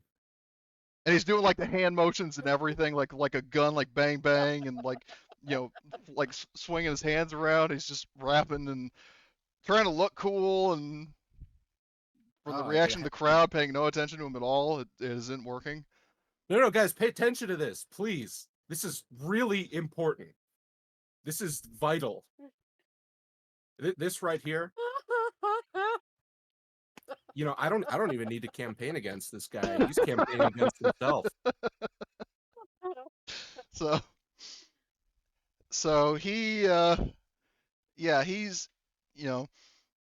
like he basically after his little rap, like he quickly hit stop on the table. He's like, see that? Nobody compared to me. I don't know who this guy I'm campaigning against is, but he doesn't stand a chance. Oh, what's his name? It doesn't even matter, because he's not me, and therefore he's not a winner like me. Oh, okay. Well, I'm a total alpha male, man. What's his name? Like El Loser or something, probably. Yeah, probably. Yeah, man. I want to pull my hair out with some of this. Oh, Jesus. What? Do we have like space phones, space iPhones? Yeah. Yeah. I'm gonna be like, well, man, I'm really rooting for you. You got like a phone number or something in case I can help you out with something. Well, at that point, it's like he asks, it's like, why are you gonna call to vote for me? Because you can just do that from the main colony ops center. No. Like, if I have a very particular set of skills. If you ever need help with your campaign, I'm very experienced. Some would say that. Who are you gonna give his number to? I mean, keep it in my back pocket. That's always. I mean, hell, at absolute worst, I could probably sign him up for a bunch of. Maybe do they have Scientology in space? I could sign him up for their mailing list or something, and he just get spammed with text. Oh yeah, those two. Oh, I don't know if they're active at this point. Probably not, because there hasn't been any confirmed alien contact, so there isn't any worship of aliens. No, you have to give his number to There's definitely weird shit. Yeah. Like certainly. Give his number to the equivalent of a a weird kink magazine, and buy more. Subscribe him to a magazine like that. Yeah. He seems like the Dan kind of Schneider individual Quarterly. that would. Oh. He would probably stop a speech midway through to answer a phone call. Imagine he's got it on speaker. Oh no. And he's like, "Hello, who is this? Sir, your large man butt magazine subscription has run into a problem." Oh God. Well, he did make a song called "Thick Thighs and Freedom Fries." He didn't specify the gender, so. Oh God, it's all coming together. It's really painting a picture of man butt. So anyway, So you're asking for his phone, and he says, will you vote for me? You betcha, buddy. All right. Do an opposed manipulation. See if he's actually like playing you. I mean, he's probably not that smart, but I mean, you can see. Let's see if he could try it. I mean, Oh man. oh Oh jeez, God. you hold on. No. You should not have that What? much stress. Where'd all the question marks come from? I do not know. I mean, the roll looks fine to me. Wait, yeah. Why am I having a heart attack? It's that music added like 3 stress to you. You know, I Honestly, would makes sense. I would absolutely be. I actually I like the idea of that giving me some stress. Like, holy shit, this guy can bust a move. I got a real campaign on my hands. Maybe not for that reason. More of a psychic damage kind of thing. Oh god. There's only one other character who can do that to you. But anyway, so And she doesn't do it much maliciously. yeah. This is a malicious attack. This is a full-on siege of my conscious mind. This is a real attack on the voter base. So okay, here's what you're gonna do with the. Well, would you have had that much stress? No, not that much. Not quite that much. So how much you're gonna give yourself? I'm thinking 2. I'm thinking 2 Okay, is a so reasonable. re-roll, but with just 2 stress. Okay. I'm thinking, yeah. That, But make sure to remove the panic. Right. Oh, well, yeah. the How do I panic do doesn't that? matter because yeah. Well, because remember, if he panics, then he's just roll the new chart. Yep. Oh yeah, isn't automatic panics turn off? I thought it was. Either way, yeah, just see. Wow, do you want to push that? Yeah. Brother. Do you What want is to? this? Do you want to use story points because you have several? I mean, it's just to see if he's like playing me, right? Yeah. I'm gonna be honest. I got a feeling that he isn't anyway, and I'm fine with never knowing. Okay, let's find out. He got 2 successes. Then I guess I'll never know. Yeah. I got a feeling that he's got some you know Well, maybe I'll say this: steel ball bearings loose in that noggin. he gives you a phone number, but you don't necessarily know if it's his phone number. Interesting. He doesn't have like a business card or anything. He just hands you one of his CDs. It's like written on the back. Yeah. Yeah. Well, He hands you a. would you autograph this too? It says "fuck you" on the back of it. That's his business card. Man. Sorry, I couldn't resist. Well, he basically on the back there's like subtext where it's it has like his like the page to like if you want to like you vote for him online. Where then there's like asterisk under where it's like unless you're a woke liberal then don't bother, fuck you. Anyway, They got those in space. Apparently, but anyway, so he so he gives you that, and it says like, nah, if you got nothing else, I got more customers to attend to, and then it's like, just like a tumbleweed blows by, there's nobody fucking there. Like, here's some crickets. No, not even the crickets want to show up for that. The crickets all left after his rap. Yeah. Not even the crickets wanted to hear that shit. Oh man. Well, I'm gonna kind of jut out my hand to motion to shake his hand and be like, all right, well, you know what? It was nice meeting you, man. And then he says, oh yeah, one thing. Are you a liberal?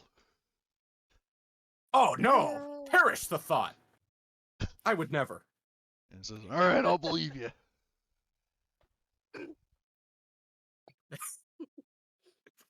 Yeah. I'll believe you because I ain't that bright. I'm just gonna, I'm gonna notice that he probably isn't gonna shake my hand, whether that's because Well, he I doesn't mean, want to or because he just doesn't know. Maybe no, he's not good in social he's just, situations. no, he's just too arrogant. He's not very social by design, because that wasn't obvious. Well, I'm just gonna kind of walk away. So, okay. Um, so you vacate the area. Um, and while you're doing that, we will jump back over to the command center where, you know, like so basically in my mind, Arturo was, was having this whole nightmare of an exchange, like concurrently with the meeting with Croft, and then Danny, or not, well, the meeting with Danny for Simone and Conrad. So Conrad and Simone, you two finally, show up at the command center, and you see Albert walking out the front door. What do you do?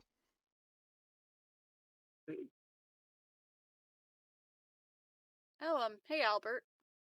Uh, how's your day been so far? Ah, lots of things to do. I just had a meeting with the administrator. Oh, how did your meeting go? Pretty well, pretty well. I've got to prepare for an interview later today. Did you need something? Uh, can you repeat your question, please? Oh, My mind did you blanked for a need minute. something? Uh, not from you, no. I hope your interview goes well today, Albert. Yes, thank you. I've got to be off. Goodbye. Yep. See ya. So Albert leaves, and then yeah, so you two are free to walk in. Basically, there's like this fancy. So this is like a Question: uh, Do I see Whiskey and Arturo like no, they listening wouldn't to be music here. sort of? Okay. No, they'd be all like, the bar isn't like, so Oh, just right, brings, yeah. yeah, the colony overview. You are like, you're over here, and then Whiskey and Arturo are all the way over here. Okay. So they're on like the other side of the colony. Um, so anyway, so back to the command center. Um, so as I was saying, so this room is like, it's like a fairly like sterile but fancy looking room with, like, like those like white tiles, and they're like potted plants along the sides, like sides of the thing. You step in here, like there would be a little uh just draw a freehand. There's like a little reception desk where, which in retrospect I probably should have mentioned with Albert, but as a security team member, they wouldn't really bat an eye to him. They see you guys. No, like, the woman working the desks. No, notices Conrad first, and is like, "Oh, hello there. What brings you here? Do you have an appointment with anybody?" Hello. Not necessarily, since we are new here. Yesterday it kind of put everything at a disarray, and we were not able to schedule anything of the matter. But can you let us know, the chief engineer's office is fucking remember the name, Greg? What's Havelock. his name? Havelock, Havelock. Havelock. Yeah, Havelock? thanks. Is Mr. Havelock at his office right now? By any Uh, chance, does he have some free time for us to answer a few questions? I'm from company management. I'm new here. I'm just doing uh, some regular rounds, gathering information needed to fill out my reports. so Simone here is assisting me with that. so the secretary, so she, pulls up her computer, like, presses some buttons and holds down a button, and she has a little like headset on, and says, Mr. Havelock, sir, I have two people here who wish to speak with you, Mr. Conrad Bass and well, like I guess she could like look you guys up, like Simone Kowalski, Conrad Bass, and you get a like she gets a response and then she asks you um, you know like just a reminder of like what remind her and by extension Havelock because he's the one asking like what business do you have here, like why do you want to speak with him, which I can't remember if you said that, so pardon me if I zoned I out. basically what did I say? Something like surveying, gathering information for Okay, that report. works. Yeah, Yeah, so Mhm. um regular survey for report right. purposes. she Since we're new here, first time talking to them. she relays that to him and says you know, he says like she says that he's willing to make a brief appointment to um, to discuss matters. Though he says that like the secretary says that he is currently wrapping up a meeting with somebody else, so you'll have to wait a couple minutes. So We'd be glad to, no problem. she says there's a waiting room here, and then you can just basically just wait like a couple minutes. And then she looks over to you and then says, "He's ready." It's give like directions, like clock directions. Says at the 10 o'clock position. This is his office. It's labeled. You can't miss it. So, um, Does Conrad see anybody getting out of this front door to notice who he'd have the um, meeting with? well, I'll say Or this much. When the door opens and when you're cleared for entry, you do. I mean, I don't have art for her, but you do actually see um the corporate director, Audrey Lattimore, leaving, and basically she's going like she's not going across the room. She's basically going like basically like here, like yeah. like just she's the one leaving Havelock's office. Conrad in his mind is going like, "Oh shit." Like if it was anybody but the corporate director. Oh damn. Okay. Oh god. So yeah, you after she leaves, and as she's leaving, she kind of side eyes you, but doesn't say anything, and then she walks and like swipes her card to open the door and goes in her office. So you guys, you knock on the door, and then you hear a voice inside say, "Come in," and I mean he's kind of blocked by the thing, but I will share. Hold on, what's this in the chat? Oh, P.S. Arthur. I am willing to give a I mean I would like to give Conrad a stress for For what? seeing, but For seeing Lattimore? generally seeing Lattimore and now how Havelock is kind of authoritatively just saying, So "Come in. I only have a few minutes." He's getting a yeah. bit nervous. So basically, How yeah, he's and gonna for pull it off. references that this is what you're seeing. You're seeing a guy with slick back hair cut on Holy the hell! side, um, you know, hand injuries apparent from his time work. Like I'm talking like scars, not like anything fresh, but like scars from his time working in the engineering bay. Um, and he's just That sitting at his image desk. really That unsettles is me for some chilling. reason. I'm also gonna mark as stress because That is fucking chilling. Simone is laid back, but it still looks like a serial killer, man. Exactly. This was not what I was expecting. Oh my god.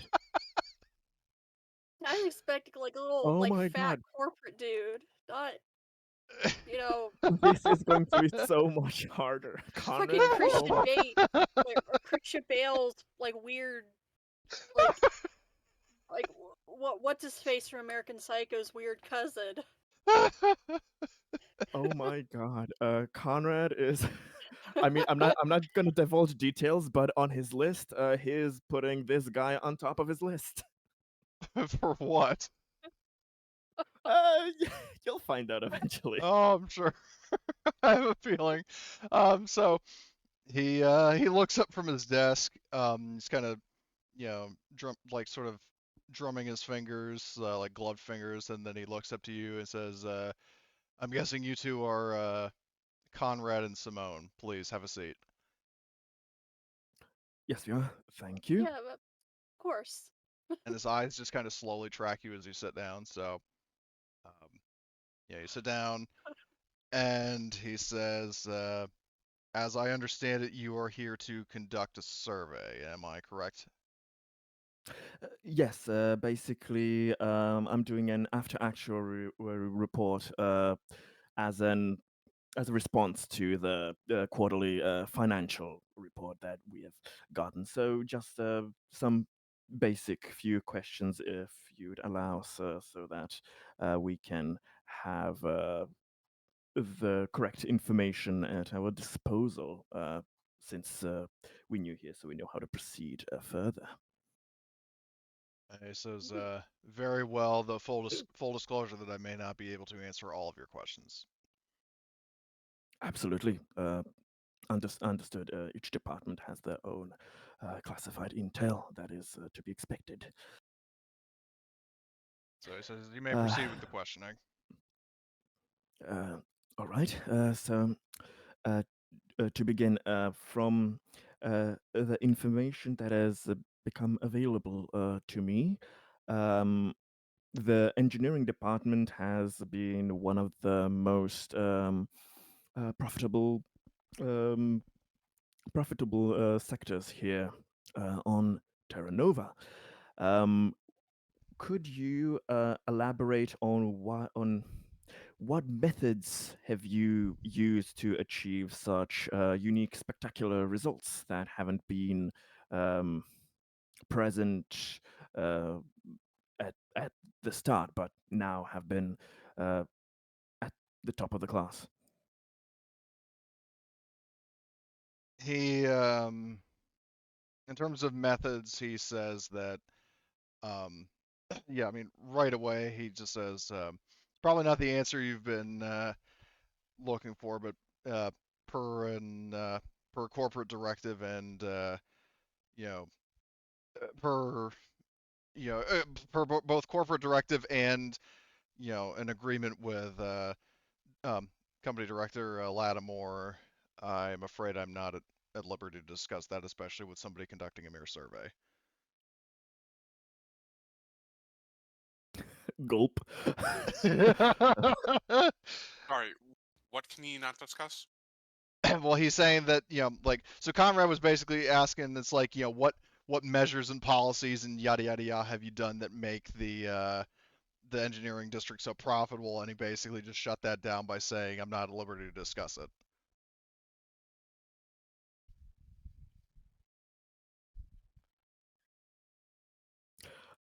Understood, of course. In your view, Mr. Havelock, how would you describe the output of your department and the internal workings and dispositions of your staff that you are aware of?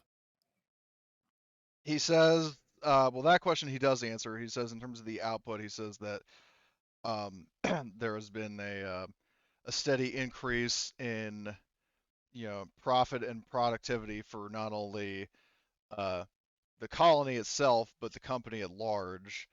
Um, the methods that myself and Director Lattimore um, have put in place have been, responsible for the success and, reputation of Terra Nova as one of Wayland Core's most profitable colonies.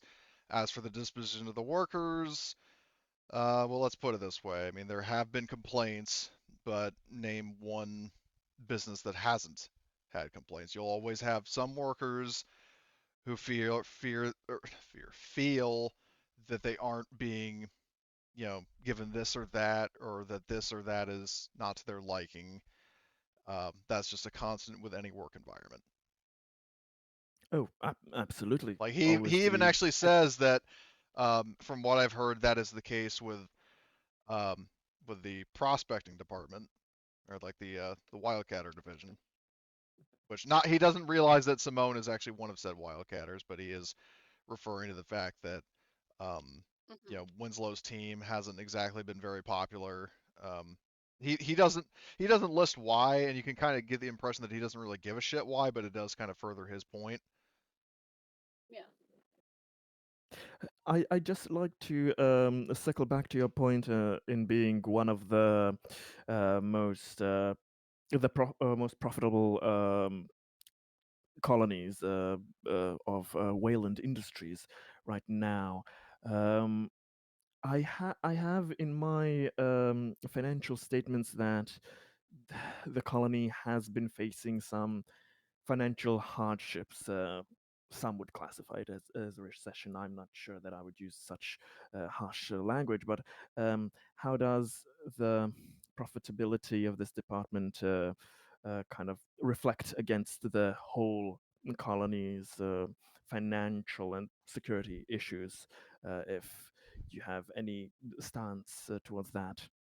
Well, Havelock basically says that the the colony, I mean, despite I mean what I said regarding what I said about the colony being profitable, um, it has been. I mean, it's been profitable despite the the economic hardships that it has faced lately, what with these marauders and what have you.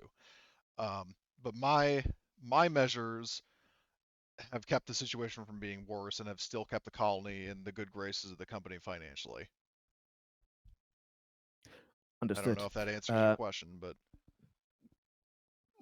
More than enough, thank you. Uh, I just have a few more queries here regarding the unfortunate situations of the workers in the engineering department from time to time having accidents and having to be sent to the infirmary. Um, can I uh, can I inquire? Um, what do you believe the reasoning for such injuries uh, are? Do you find them that they are in the accepted parameters of unavoidable accidents, or are they, or do you feel that the number of those accidents may down the line pose a risk to the productivity that's been so maligned here? in this case, give me a manipulation roll because that is a good question, Oh but that shit! doesn't guarantee that he's going to give a. I mean, whether it's just a Yep. partial truth or a straight up lie. So, all right, and I'll roll his. And I will push. Okay. You may push. All right. I have the cunning ability to push twice, so I All will right. push again. All right. Holy shit. It also did. Oh my! Okay. It didn't mark up the second stress and the well, because basically if you yeah, there should Yeah, be three. the success of the first one didn't count in the push of the Oh, second of the first push. That's the strength, the thing I would work there. But oh, so it's kind of kept first all time. successes. Oh, okay, never mind then. But you still have three stress, right? Yes, yes. Okay. On my sheet, I have the total of three. Okay. Well, I'm gonna do Um. the So, oh, it's pretty clever though. That's the thing. Um. So that's a total of five successes. Um. Because it was yep, opposed, yep. the social conflict modifiers would apply. If you want to Oh, do any I extra forgot to. stunts with your Let me see. Hmm.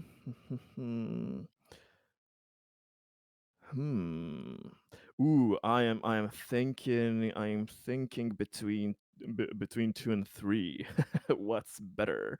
I mean, Do I you have can do two stunts both. or one? Ooh, Well, then I'm gonna do both. well, hold on. You have so your first roll, you had two successes because there was the one success and then um the success on the stress dice, and then you got three successes and a panic on the second one. So roll your panic first.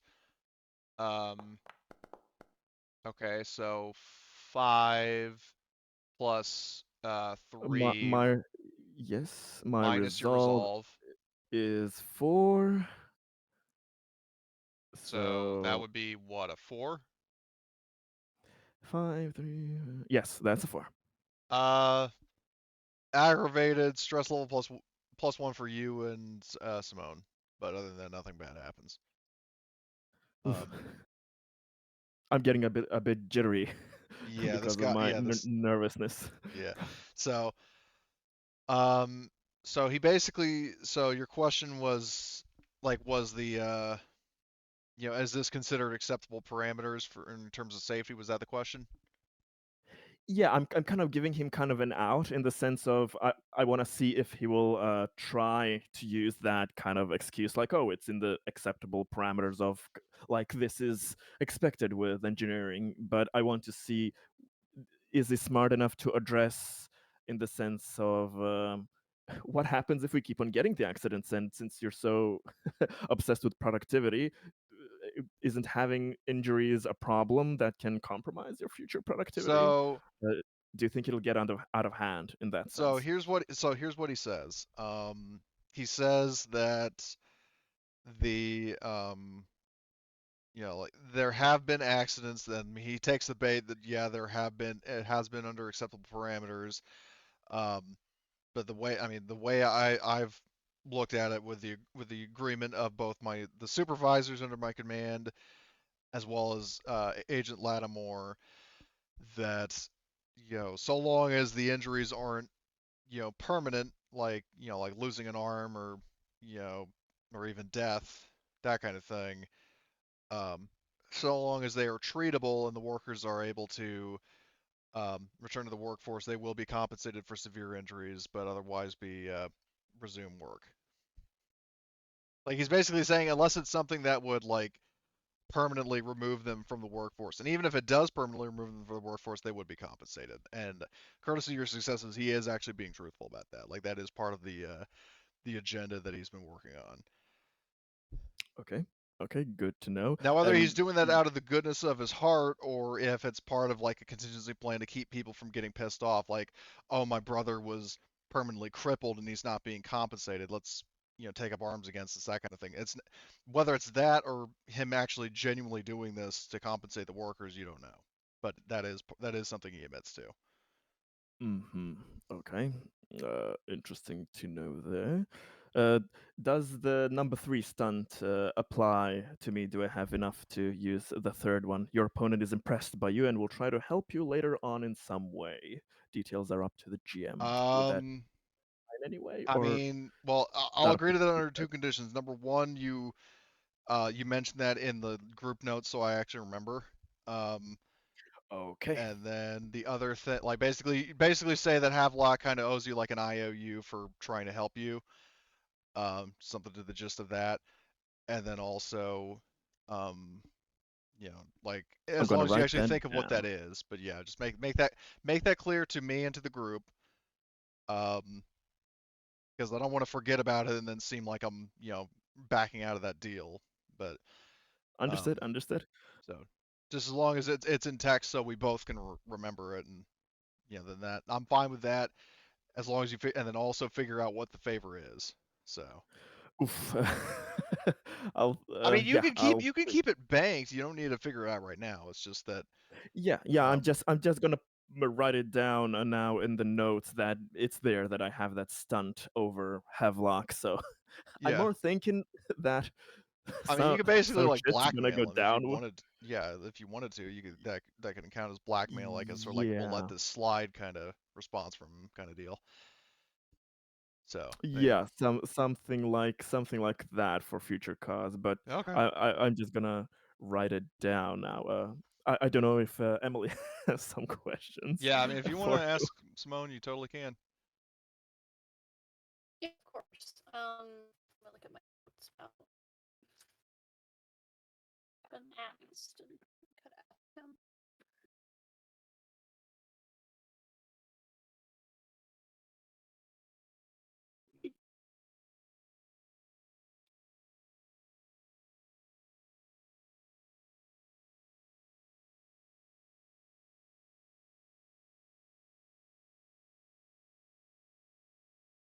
Hmm.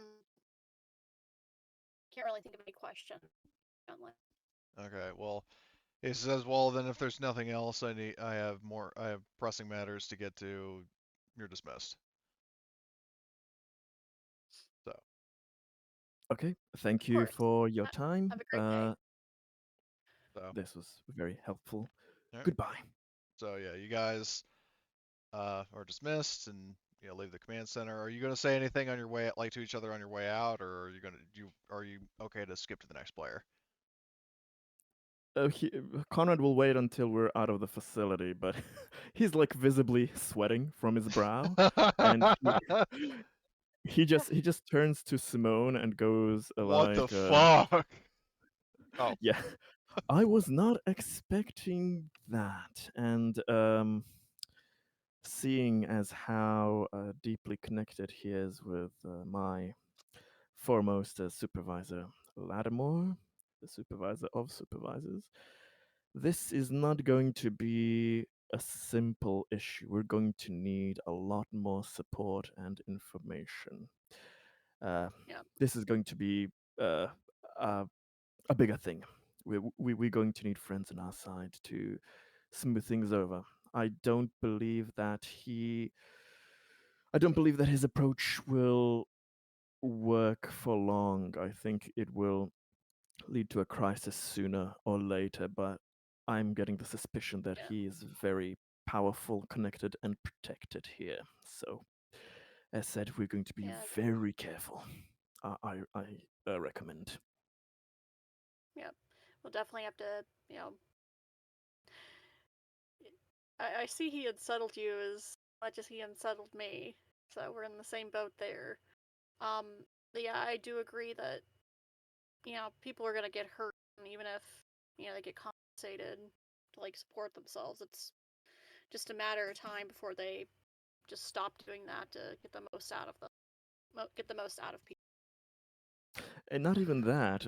All you need is one disgruntled, capable person that gets hurt severely, and Mm-hmm. you do find from time to time people just going, "I don't care about the compensation," and they create the biggest of headaches for a department later. I know they are they are looking at the short-term route. That is, now it's more profitable to just run the people into the ground, and if a problem arises, we'll just pay out the outliers Yeah. later. But the problem is that um, paying out that settlement money, and especially if, God forbid, there is a powerful family involved or another connection, and lawyers come and or other lawsuits and media and other companies. Oh God, so many issues can arise. It's much better, I personally believe, to prevent shit from hitting the fan, as they say, than to wait for it to happen. But we'll have to crunch our heads to find a way around this. Definitely. so Oh with boy, that it's gonna be addressed, oh, fun. That's my last comment. okay. That's gonna be a fun We'll time, hop man. back over to Albert, who after um, going to after your meeting with Croft, by this point you have sought out an audience. Like I don't have a map in mind for the where like the DJ station would be, but it would probably be in the residential district. Um, so you make your way to the DJ station and shortcut it through saying like the whole secretary is like, "Hi, who are you?" and yada yada yada. So next thing you know, you find yourself in like this lounge with there's this very laid back um, you know woman, dark hair who has a very similar sort of style, like hairstyle as and just general look as Simone. I mean, not exactly, but has like sort of like curly slash wavy black hair, very light skin, um, slender build, and she's talking like she sees you and it's like, oh, what's up? Who are you? I'm here for my interview with. Ah, you're here. You're here for me then. She says, I'm Mary Kate Curran. Nice to meet you. Like just kind of waiting for your Yes, name. nice to meet you as well. Oh, well, she didn't get your name, so like she was just making Oh, sure that you're the same person. I'm. God, what's my name? What's my name? What's my name? I'm Albert Zims. Sorry, I'm not feeling well. Okay. Out of character. I'm not feeling well. Oh, I'm sorry to hear that. Oh, Sorry, man.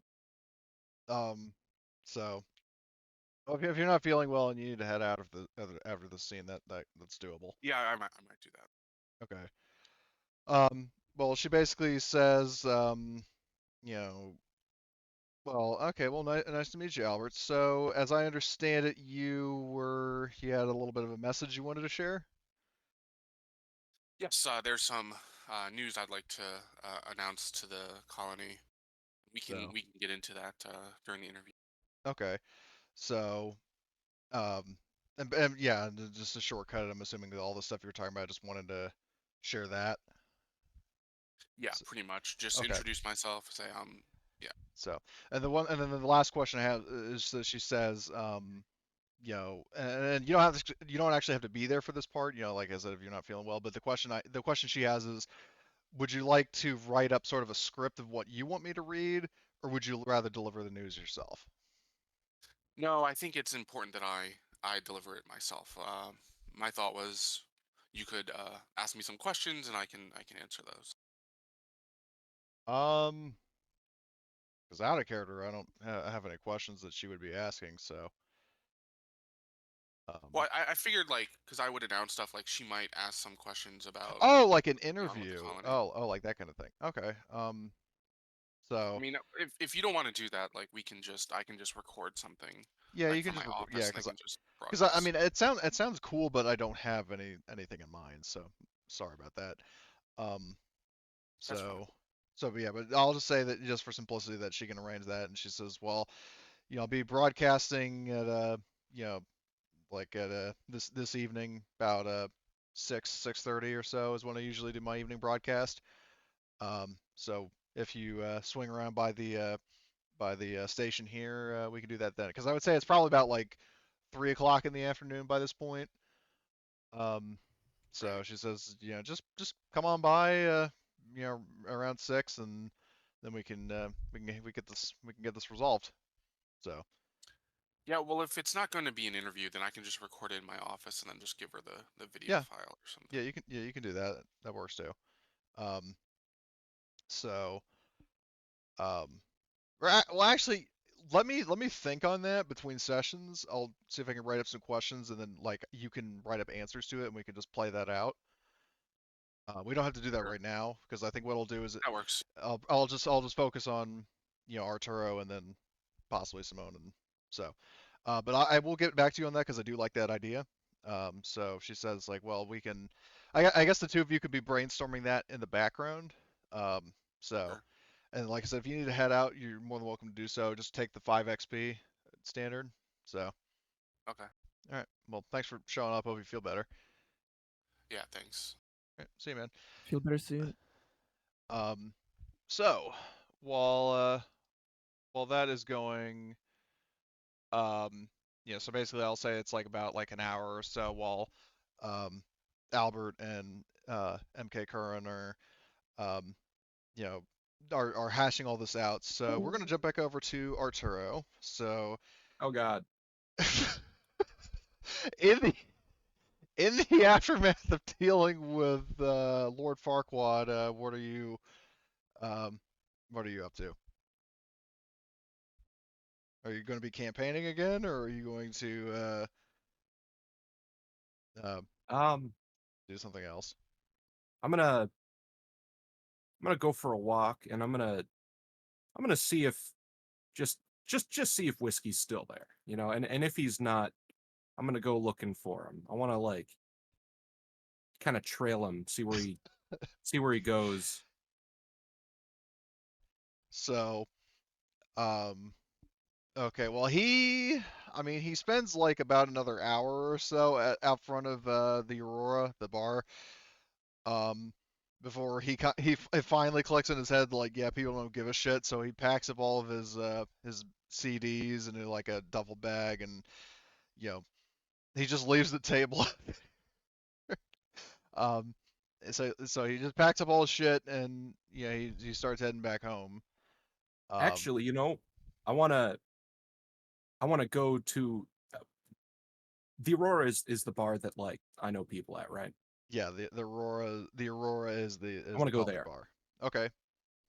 Well, I mean, you could basically just be kind of loitering around outside the bar, but yeah, if you want to Oh go no, into I the want bar, to go inside. yeah, that's what I mean. Like after whiskey leaves, you can go into the bar, or hell, even while he's still there, you can. Yeah. I So I want to see if I can arrange a concert for Whiskey. Oh my god. okay.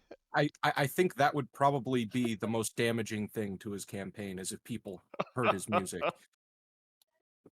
Uh, So Genius. okay. So you go into the bar. As usual, there's and also Conrad is not in the meeting room anymore, so I'll just remove him. Um, so shit, I just remember there was something I was going to mention to Albert that I forgot about in character, but we can handle that next time. So yeah, so Arturo, you enter the bar. Selena, the usual singer, is there performing. Um, and you see off in the distance, Garvey is there, and one of the usual bartenders is there as well. So what are you doing? I'm gonna wait for uh, her to finish up, I guess, whatever song, and Okay. see if I can So get a quick conversation in.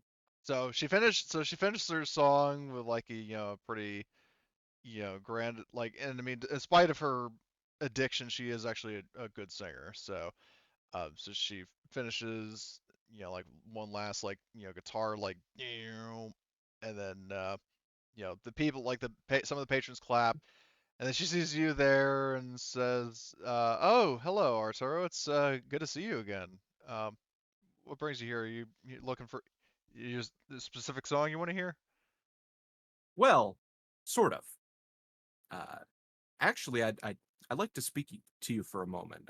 Do you have a bit of spare time here, by chance? Um, she looks over at Garvey, and Garvey kind of gives like a nod, and she says, "Sure. Do you want to speak privately or here?" Ah, privately would be good. Okay. So she, I guess, in this case, as an employee, just goes to the employee lounge, and you follow her in. So she sits down in one of the chairs in the room and says, "All right, what's up?" All right. So, English accent and all. So, do you happen to have like a CD player on hand? Like, not like speakers, but like, maybe some headphones. um, are you talking about like There, there's there's something I'd like you to listen to, and I'd like to get your thoughts on it. so Uh, it's uh not my mixtape. okay, I wasn't expecting you to have one, but um, so she, or actually, did you say you had one before? I can't remember. I, you know, we'll say that I have one, but I haven't told anyone. Okay, so she kind of side eyes you. I mean, with her hairstyle, it's kind of hard to tell, but um, she she basically, yeah, she looks around. She looks into like like presumably like her locker, and looks around. It's like, ah, here they are, and she pulls out her like space Walkman. Um, that says like, now, why did you? Oh, you'll understand pretty much immediately. And I pull out the CD. I I Whiskey hand it mix? to her. Well, you hand it to her, and she just looks at the cover and says, "What in the bloody fuck is this? I, I'm sorry, Is just this a joke?" no. You would think so, but I'm dead serious about this. Just you don't have to listen to the whole thing, just the first like 10 seconds or so. That'll do. Just so you understand you know, the full weight of what I'm gonna ask. She sighs, and then she puts on the headphones, puts the disc in, um, and it just starts playing Tango Down. She just fucking cringes, like crosses her arms, and then rips off the headphones. And she says, like, if you don't like me, there are nicer ways to tell me. I'm sorry. This had to be done for well, I'll explain. She says, Uh, like, if you hadn't hooked me up with my azimuth, I would never talk to you again after what you just did. Well, unfortunately for you, I'm very good at being all fucked up. So you're I stuck can with me for now. I can see why. Regarding the all fucked up part. So, as you especially if you spend all your very time listening to this slop. oh no, I don't listen to that. In fact, yeah, that's the point. The point is that it's terrible. See, this is produced by someone I'm not too fond of, and he happens to greatly value public opinion. Now, this is going to be a big favor to ask, but I'm running against this individual, and I think that the best way to tank his campaign is to have him sing in public. Do you think there's a way that we could arrange that? I could handle the speaking to him side of things. But do you think it's possible to arrange a time slot for that? And she said you have to talk to Mr. Garvey, because he the who was, and she looks at the cover. It's like, oh, wait a minute, this is the guy that got kicked out of the bar the other night. Oh, he got kicked out of the bar. What Yeah. for? It's she so what she goes on to explain is, long story short, Whiskey started flirting, like, just openly flirting with this other guy's girlfriend and got into a bar fight. Oh my god.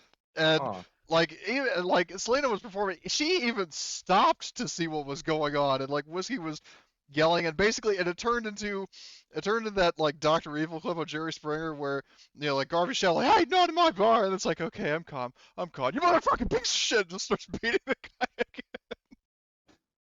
Huh. So yeah, he got thrown out of the bar last night for getting into a fight. Well, it's safe So to say that the guy he was fighting with probably isn't going to vote for him. So you see what I mean? He kind of just harms his prospects everywhere he goes. And he harms people everywhere he goes, but I mean, he you could, yeah, well, either way, I'm not the one to talk to about that. You need to speak to Mr. Garvey. All right, all right. But you won't begrudge getting 5 minutes off. If I were you, I would recommend being far away from here when that concert, we'll call it, is going on. As you clearly seem to enjoy the musical stylings of this individual so much. But And she says I'd enjoy getting shot more than the musical stylings of that individual. well, he seems to like violence too, so you got to be careful. But I say, well, thank you for your time, and I apologize for the mental anguish I've inflicted upon you. Does she have a character sheet? Yeah, why? Could you just give her one stress? As an NPC, no. Ah, damn.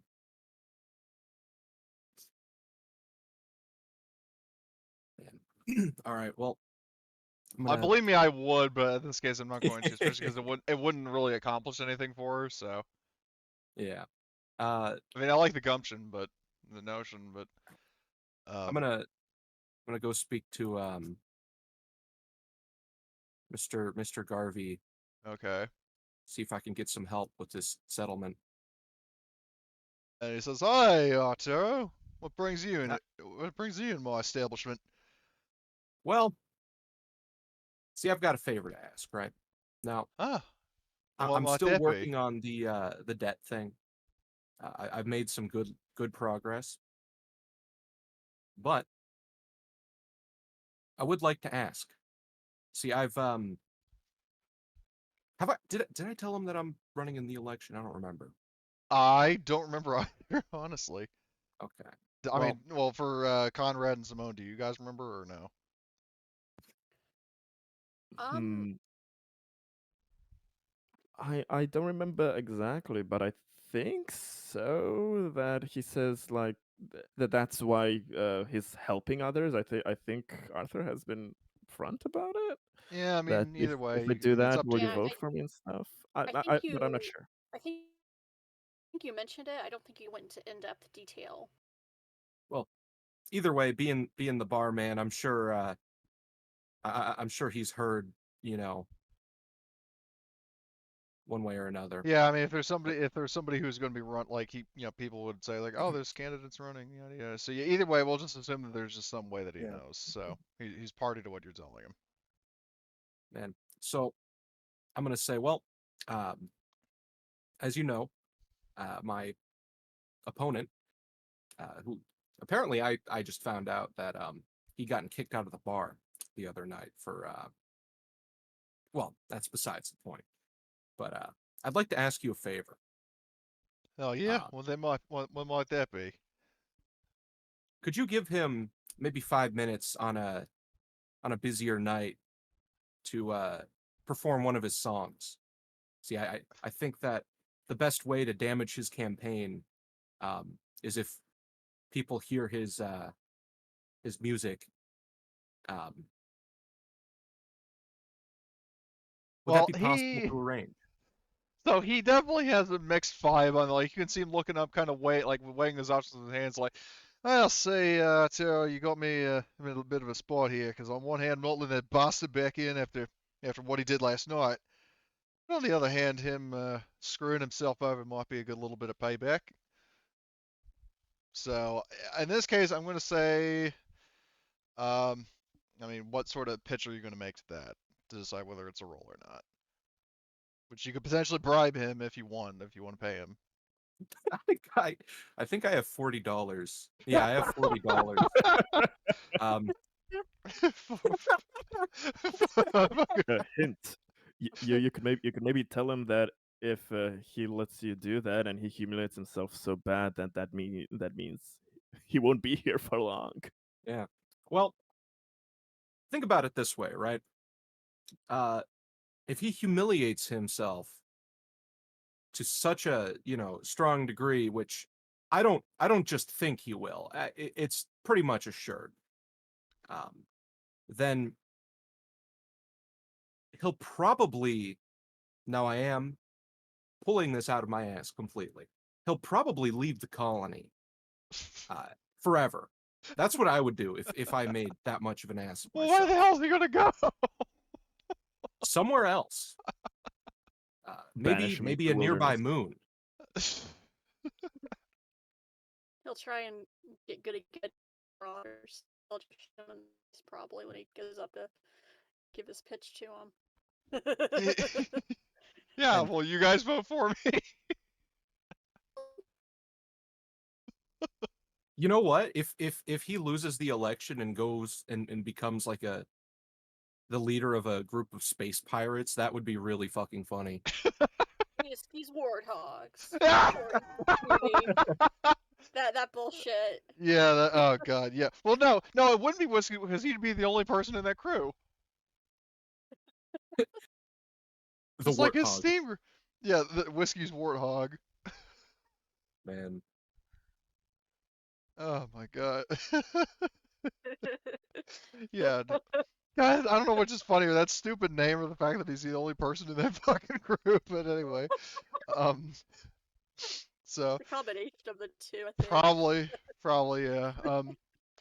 So, um, so hold on, what was the last thing you said to Garvey? We got a little sidetracked there.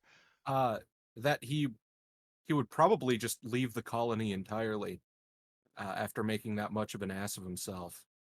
And if he doesn't, I mean, if I'm the administrator, I could just kind of, I don't know, I could figure something out there.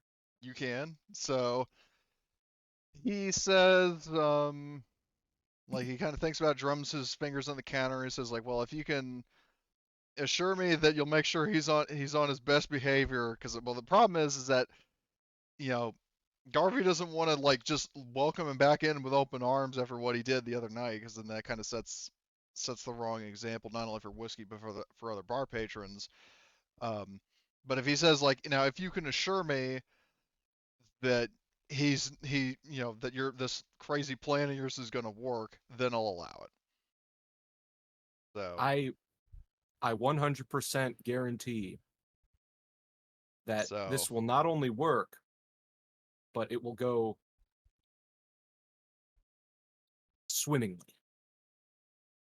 So famous last words. So he's going to, in this case, I'm not going to make you do a roll because I think this is going to be fucking hilarious.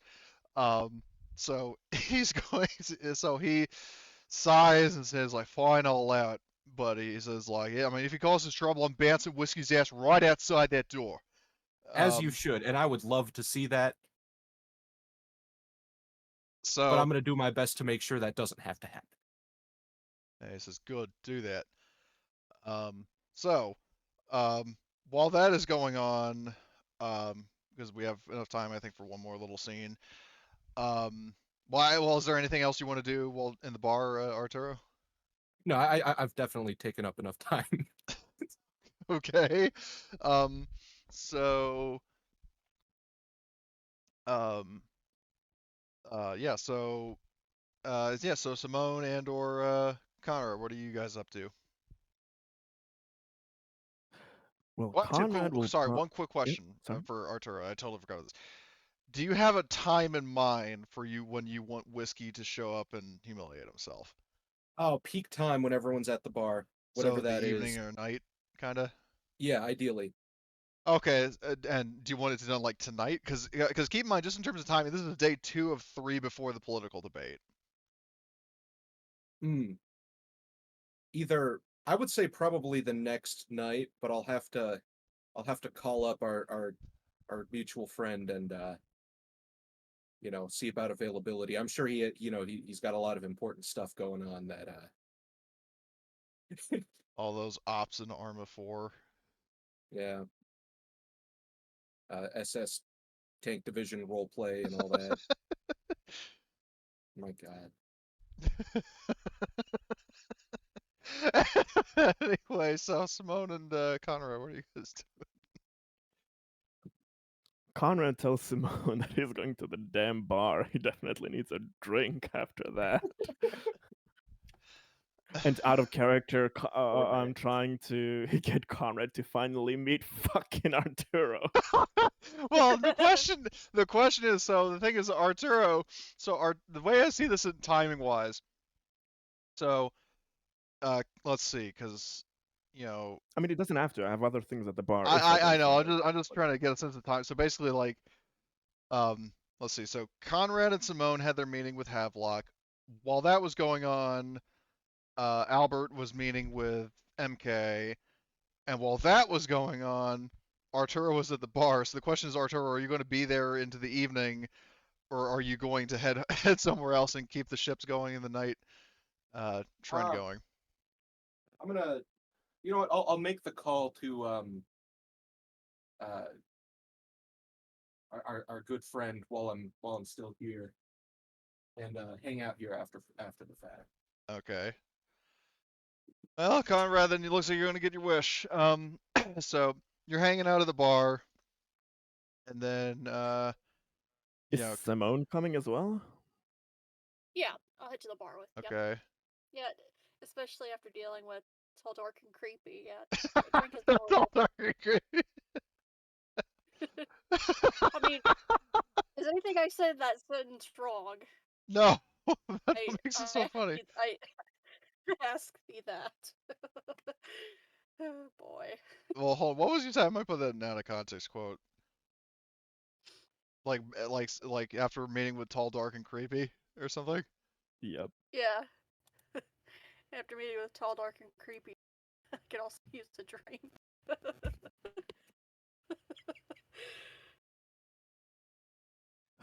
I could use a double after that. That was goddamn horrific. It's also anyway, so you two walk into the bar. Emil, Simone, well, actually also Conrad because he was there when the shooting happened. You both, all the way across the bar, past Selena, you do see Arturo there. So. Oh, I recognize that one. Was that the person with the god awful tacky golden gun? And I I I wonder who's that. coincidentally shift a little bit, and you see it holstered. Bloody hell! Yeah, that's Yeah, I think that's the last roommate who You're walked in the kidding? door after I left it unlocked that one day. That's him. That's our last resident that I seem to never meet around. Is he a bloody machine? I never see him sleep. Or maybe he's a drunk and he's been in the ditches. I don't know. Well, Could we be have both. to meet this this uh, peculiar person. Please, it seems you know him. Please introduce me to him. Yeah, of course. I'll Alright. walk over. Yep. I'll wave at Arturo and I'll say, "Hey man, how things been going?" I'll stand up and say, "Oh, it's going great. I just just arranged a concert. You're gonna love it." Concert? I love music. Yeah, When's it going well, to be? you might not after this one.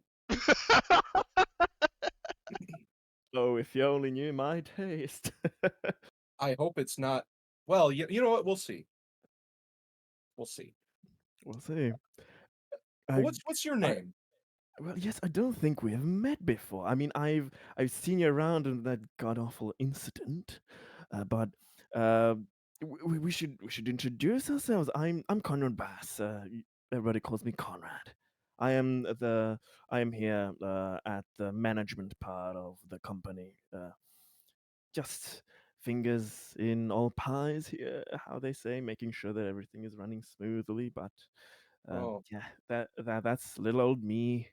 Uh, who are you? well, it's a good thing I don't get the pie, huh? Um, Oh, believe me, it's not worth the trouble most of the time. yeah. Well, uh, I'm Arturo. Arturo Presidente. It's in the name. Destined for Excuse, success. excuse me. Did you say Arturo Presidente. Presidente? Like alla dente, but for president? Okay. Okay. Well, it's a long story. It goes back to ancestors back on Earth. You know, long story. Must have been quite an infamous Presidente family. Oh Uh, yeah, no, uh, he was hanged publicly by the revolutionaries. well, I mean, obviously he was able to have progeny uh, after him, so at least you're honest All about it. illegitimate. I You better admire hope that your getting hanged doesn't run in the family. candor. Your candor, sir, is quite refreshing around these parts. Um, where are you stationed? What is your job here? I Well, think you must be new here as well, because I think I recognized that face at our initiation. so thing about that, uh, I'm doing a very ambitious maneuver of going from uh, unemployed to colony administrator. We're just gonna skip everything in between. It's unemployed how? You, I mean, Well, we're on this colony sent by Welland Industries. What have you been? Where were you before? Whatever you're planning right now.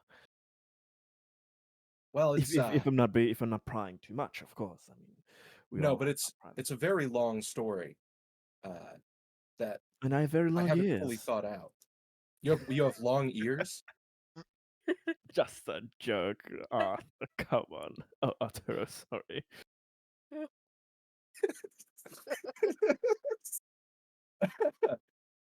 Well, So, I mean, yeah, out of character, you don't have to think of a whole backstory right now. But are you I, familiar I with the colony of Lobo? Colony of Lobo, I have never heard of them. Yeah, well, probably not a place you want to go. Oh, why's that? Well, actually, I guess the likelihood of getting shot there is just about as high as it is here, huh? Kind of looks up and thinks to himself. Yeah, that's kind of salt in the wounds of Terra Nova, but again, a candid sir in front of us, so I can't say that's not true. So we have to make sure that this place doesn't become Lobo Colony again. But I mean, it can't be all bad since you're here, since there are people like you around. He says almost like half mockingly. Oh man. Oh, and by the way, that firearm you have hosted there, it's exquisite. I've never seen anything like it. It's really unique. Is that something that's common from Villalobos? Or? Well, you see, there's a tradition in certain families. Well, it's a long story, but anyways, this was Yeah. passed down from you you remember my great great great great great great great great great grandfather I mentioned, who was of The course one, the one who executed was by the hanged, revolutionaries. the hanged one. Yeah, Yes, yeah, he had a bunch of I these in a particularly bin, so remember. they've just been passing them out to all the kids of the family. Um, if he He had was a lot that, of them. he had golden guns. Yeah. How great was that grandfather? What generation was he? He's kind of like sniffing the bullshit of Oh, having golden guns. If he's like in the 18th century, what? uh, I remember my 18th well, century flintlock, gold plated and everything. I got 1,000 kills with it. oh, geez, I don't know. This was the mid 20th century. Oh, The they've been members of marrying the young family and don't having live too children young. long. Yeah, Oh, yeah, let's hope that tradition is not passed on. yeah. Some need to be forgotten. I don't see any revolutionaries around here, so I should be fine. Meanwhile, a sniper is targeting you No, through the window of the no. bar. Just kidding. Oh man, There, that's him. there Whiskey's are no Warthog. such there's no such things as revolutionaries here. Oh well, hope it stays that way. I'd like to Of course, break the family tradition and make it to 30. Really, you look like you're 40. I mean, the experience on your face is quite remarkable. I would never guess that you are so vital. Yeah, well, when you have a Gotta have my youthful experimental vigor to control the colony. when you're constantly smoking a cigar for about a decade since the age of 11, it kind of builds up on you. Well, I think that is a completely noble thing in this day and age. I mean, Smoking a cigar? I mean, I guess. well, not that your skin. I mean, just. I think it's a sign of the working man, somebody who has been through a lot. So that only says good things about you. I am sure of it. he's like doing calculations in his head. He said he was smoking since he was 11 for 10 years. If he's like fucking 21, like god damn. He's got a beard that's already graying. I love how much of a smooth talking son of a bitch that Conrad is, man. Man, Just kudos. it's really something. It's really something. They do call me Mr. Something sometimes, yes. But Arturo, so you mentioned that you want to be take on the colony admin position. Well, there's not a lot of competition. Yes, that seems to be the case, unfortunately. But I haven't met the competition. How do they size up?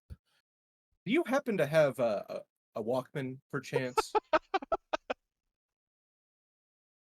Funnily enough, I mean, out of character, I didn't put this in his character sheet, but I have been thinking about his kind of like eccentricities. He listens to like the craziest death metal that he likes to put Oh, God. on his earbuds on his earbuds Okay. like you wouldn't guess like it, and of course for him it's like vintage things from the 2030 some things it's vintage and he just likes to do that to relax sometimes. So I've been planning for him to have a little Walkman thingy on Okay. his person at all times. I'm gonna. Yes, Simone does yes, have. I do. I do have like the tape player. Okay. I Nice. do have that on my sheet. Are 'Cause you a musician of some kind? Is that it? Oh no, no. This is. If you're interested in learning about the opposition, well, just and I pull out the CD and You have you have recorded voice tapes of conversations. Oh my! I well, thought you being such uh he did say these dastardly things in my presence. oh, would it be a well, CD or would it be like a tape? Because True.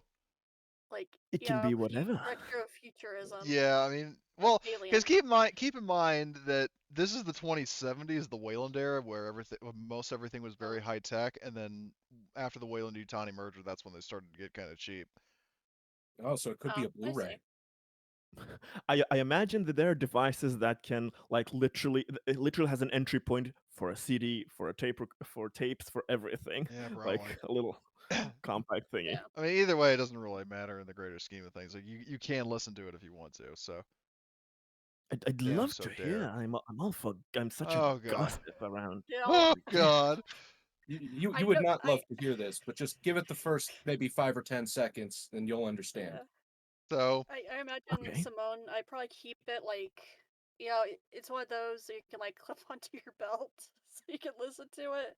So I'll just kind of like, oh, okay, I'll just take it off and so you accept the thing. so you put the tape in, you play it, and then like it's a different song, and it's like the most crass shit you've ever heard because like because 1 second there's mention like apologies in advance anyway, but like one mention of bloody tampon, the next I drew a dick on your forehead as part of his rap. Like that's in like the first like 10 seconds of one of his songs. This man It's has so horrible. It's a killing me. way with Congrats. words. Yes. Can Yeah, doesn't it? poorly chosen ones. can Conrad increase his stress and do a panic roll? Yes, yeah, that's mandatory after hearing that shit.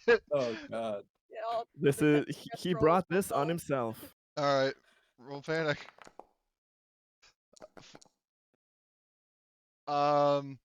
So 4 Well, actually, plus Emily, you should have just 5 rolled stress Oh, just rolled minus 2d6.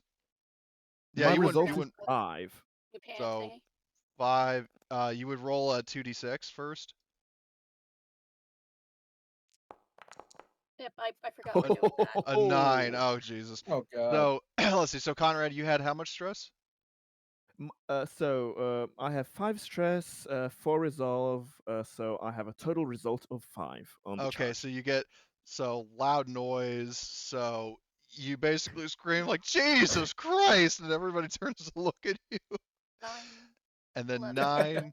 So Oh you would my have god! so 2. So plus your stress level is you have how much stress? 2. Okay, 2. So that's 11 minus what is your resolve? Wits and Wits and empathy. empathy divided by 6. 2 3. rounded up. 3. So so it was 11, I think, minus 3. Yes. You hurt yourself. Oh god. So basically, like, Make it stop. yeah, you Headbutting. you stumble back and you like flip over a table. Oh god. I'm Like you hear a liking this bunch of kind like of comic glasses already. crashing and just like sheer chaos, and like Selena stops, everybody at the bar stops, and there's just this whole scene where they hear like Conrad scream out in agony and Simone like fucking backflip over a table.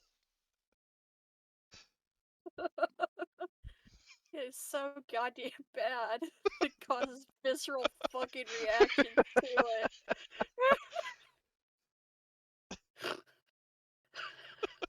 Like, oh my fucking Christ, that's great.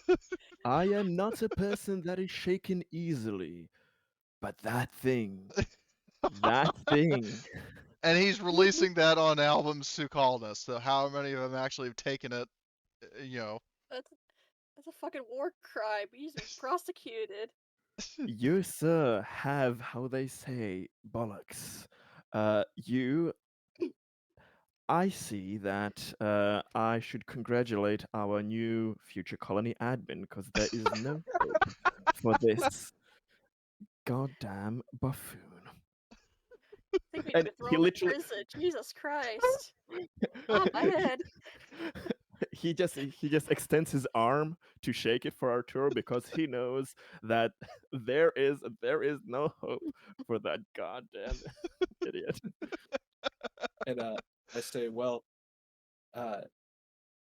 I'm sure you'd be excited to hear that he's going to be performing here tomorrow evening.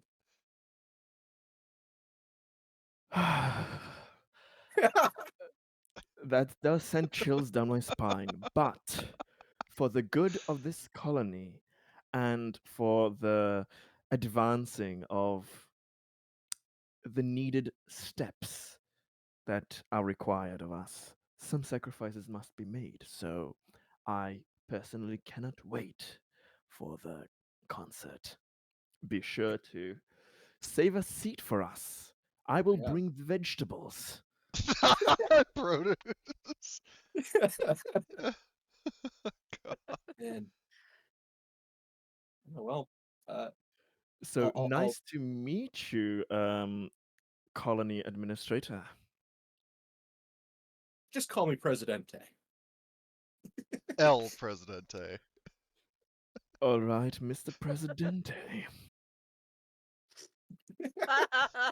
Jesus. Oh man. Since I see that your future is certain here, he says, kind of, while begrudgingly between his teeth. Can you give us a little preview, a sneak peek, a tease, how they say, for what are your future plans? Have you been hearing how the other the other parts of the colony administration, how the other chieftains are doing around Oh, here? I mean, it's shameful. It's shameful. yes, They're yes, they're all skimming money off the top, and yes. they're shorting everyone on wages. They're letting people get injured just to make a buck. It's it's shameful, truly. The corruption seems to be originating from the top there. I think I believe that maybe a change is in order. Wouldn't you say, Mr. Presidente? Well, I am running in the election, so I would say. Of course, not just you. You are but one man. If you are surrounded only with the incompetent and the old institution that has the entrenched ways of just rotting this place out to the core. Oh I no, I'm mean, going to send him to the moon. mm, so Which those are your one? You've got plans. two. Half and half. The one that doesn't have air. Half So go to both. the one with air, the other half go to the other one without air. But out of context, does so is Conrad sure that the colony administrator has the rights uh, Chooses to government, literally? yes. Yeah. Okay. He's just thinking how tough will that be or not. But okay, if that's possible, yeah, he's sticking he's sticking with Mr. Like the President. colony administrator, I mean, you still are beholden to the laws of the company, like the policies of the company as well as the Absolutely. government, but you can still choose who's in your local government. Like you can fire somebody and appoint a successor of your choice. Mhm. Well, I think a man of your unique capabilities needs to surround himself with fresh meat, people with new perspectives that aren't jaded and who have something to show and to prove themselves with. So, uh, I'm gonna put my hand on his shoulder and interrupt him and just say, "I- if you want an administrative job, buddy, I don't know who I'm gonna fill these fucking positions with. Sure, we'll make it happen. I'll be sure to think of someone to we will find the capable personnel that I can give you recommendations certainly. He's trying to play coy like. You're I'm trying to play the gonna kiss kind of ass.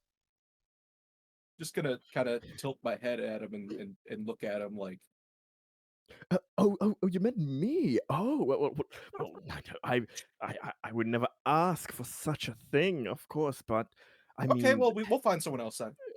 n- but no, if that's what you first thought of, you should never second guess those first Ah, instinctual intentions. But of course, you make a I good point. will gladly honor such responsibilities if you so choose. So thank you with greatest respect.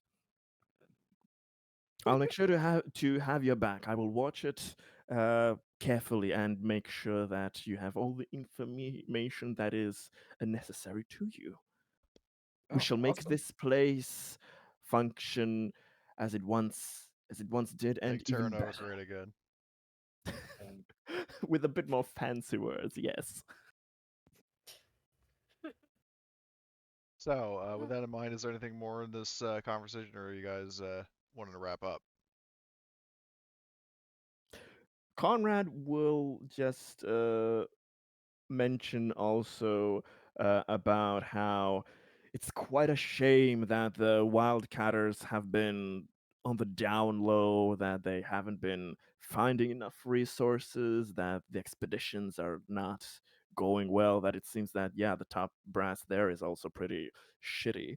Uh, in other words, that um, y- that certainly needs to be replaced, and how it seems that some people, while he's uh, turning his head around, have a lot more ambition and willingness to put in the work for that. So uh, he fully recommends Simone here as somebody who should be able to uh, be given the opportunity to try and put things back together in that department. it's not going to take a lot of convincing, man. I've, I've already pretty much, that's already pretty much what's going to happen. But You know how they say, Mr. Presidente, great minds think alike. I'm glad we are on the same page. Sorry, I'm trying to say this with a straight face. Oh man, the the the words chosen just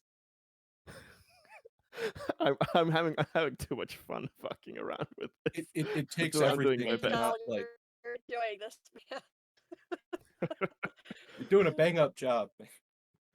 Conrad in his mind is thinking like, "Oh my god, he's literally planning to appoint the first people he sees. He's having conversations with, so he has to be like, find them that are okay willing. Oh, I mean, yeah, I won't be saying this now because I'll probably Conrad will have to think about it, but he's thinking about maybe recommending to keep Sky for now, to have somebody from the old administration to see if she'll be good enough, etc. But yeah, those are later thoughts for later times. Conrad's been talking enough. Okay, any more commentary, or are we? I mean, I can keep going. It's just I want to make sure if you guys want to wrap this scene up or not. I shake his hand and I guess sit down and get a drink. Well, after you unflip the table. Have you tried the specialties? Gavi makes some fantastic local beer here. Have you tried those? Have you tried those? You really should. You really should. I'll get you some. Is that okay, Mr. Presidente? Sure, buddy. Yeah, okay. I'll get you the best ones they have here. Okay. So while you guys are going to sit down and do that, I think that's probably a good spot to stop if you guys all agree to that. Yeah. Yeah. It's a good place to end today. Because it just seems like a good note to end on. So, and I'll say in terms of time, this is probably about like maybe like 4 p.m. in game. So like still in the afternoon shift towards the end of it. As for XP, I mean base 5. So, you know, I think that yeah, it was definitely a very, very, very entertaining session. It's also interesting that Arturo and Conrad finally fucking met. Man. Oh, it's been Also make it. it's been it's been awaiting. It's been in the making. Like it's been hilarious. And honestly, I don't know. I found it really funny that before the chaotic situation with goddamn Havelock and Lattimore that scared the shit out of Conrad. Uh, he would have been probably a bit more on the passive aggressive, like kind of sarcastic, insulting side for Arturo, but he seeing that this shit's heavy and big and that he has no way of taking them out easily by himself. He's like, yep, the only way I'm gonna be able to take those shits out is aligning myself with the future person here in charge. Man, better watch out for those revolutionaries. Yes, where that will never happen here. Yeah, that no, could never no, be. no, not at all. It's a family No, curse. never. So, other than that, how was that? How was that session? Is everybody to everybody's liking? It Oh, was it was awesome. great. I loved it. Especially toward the end. Well, the whole introduction of Whiskey and his brain melting music really. I was not expecting that with Really Whiskey. did me. That's really not how I was imagining him. Oh my god, that was a hilarious U-turn. Look at turn of events.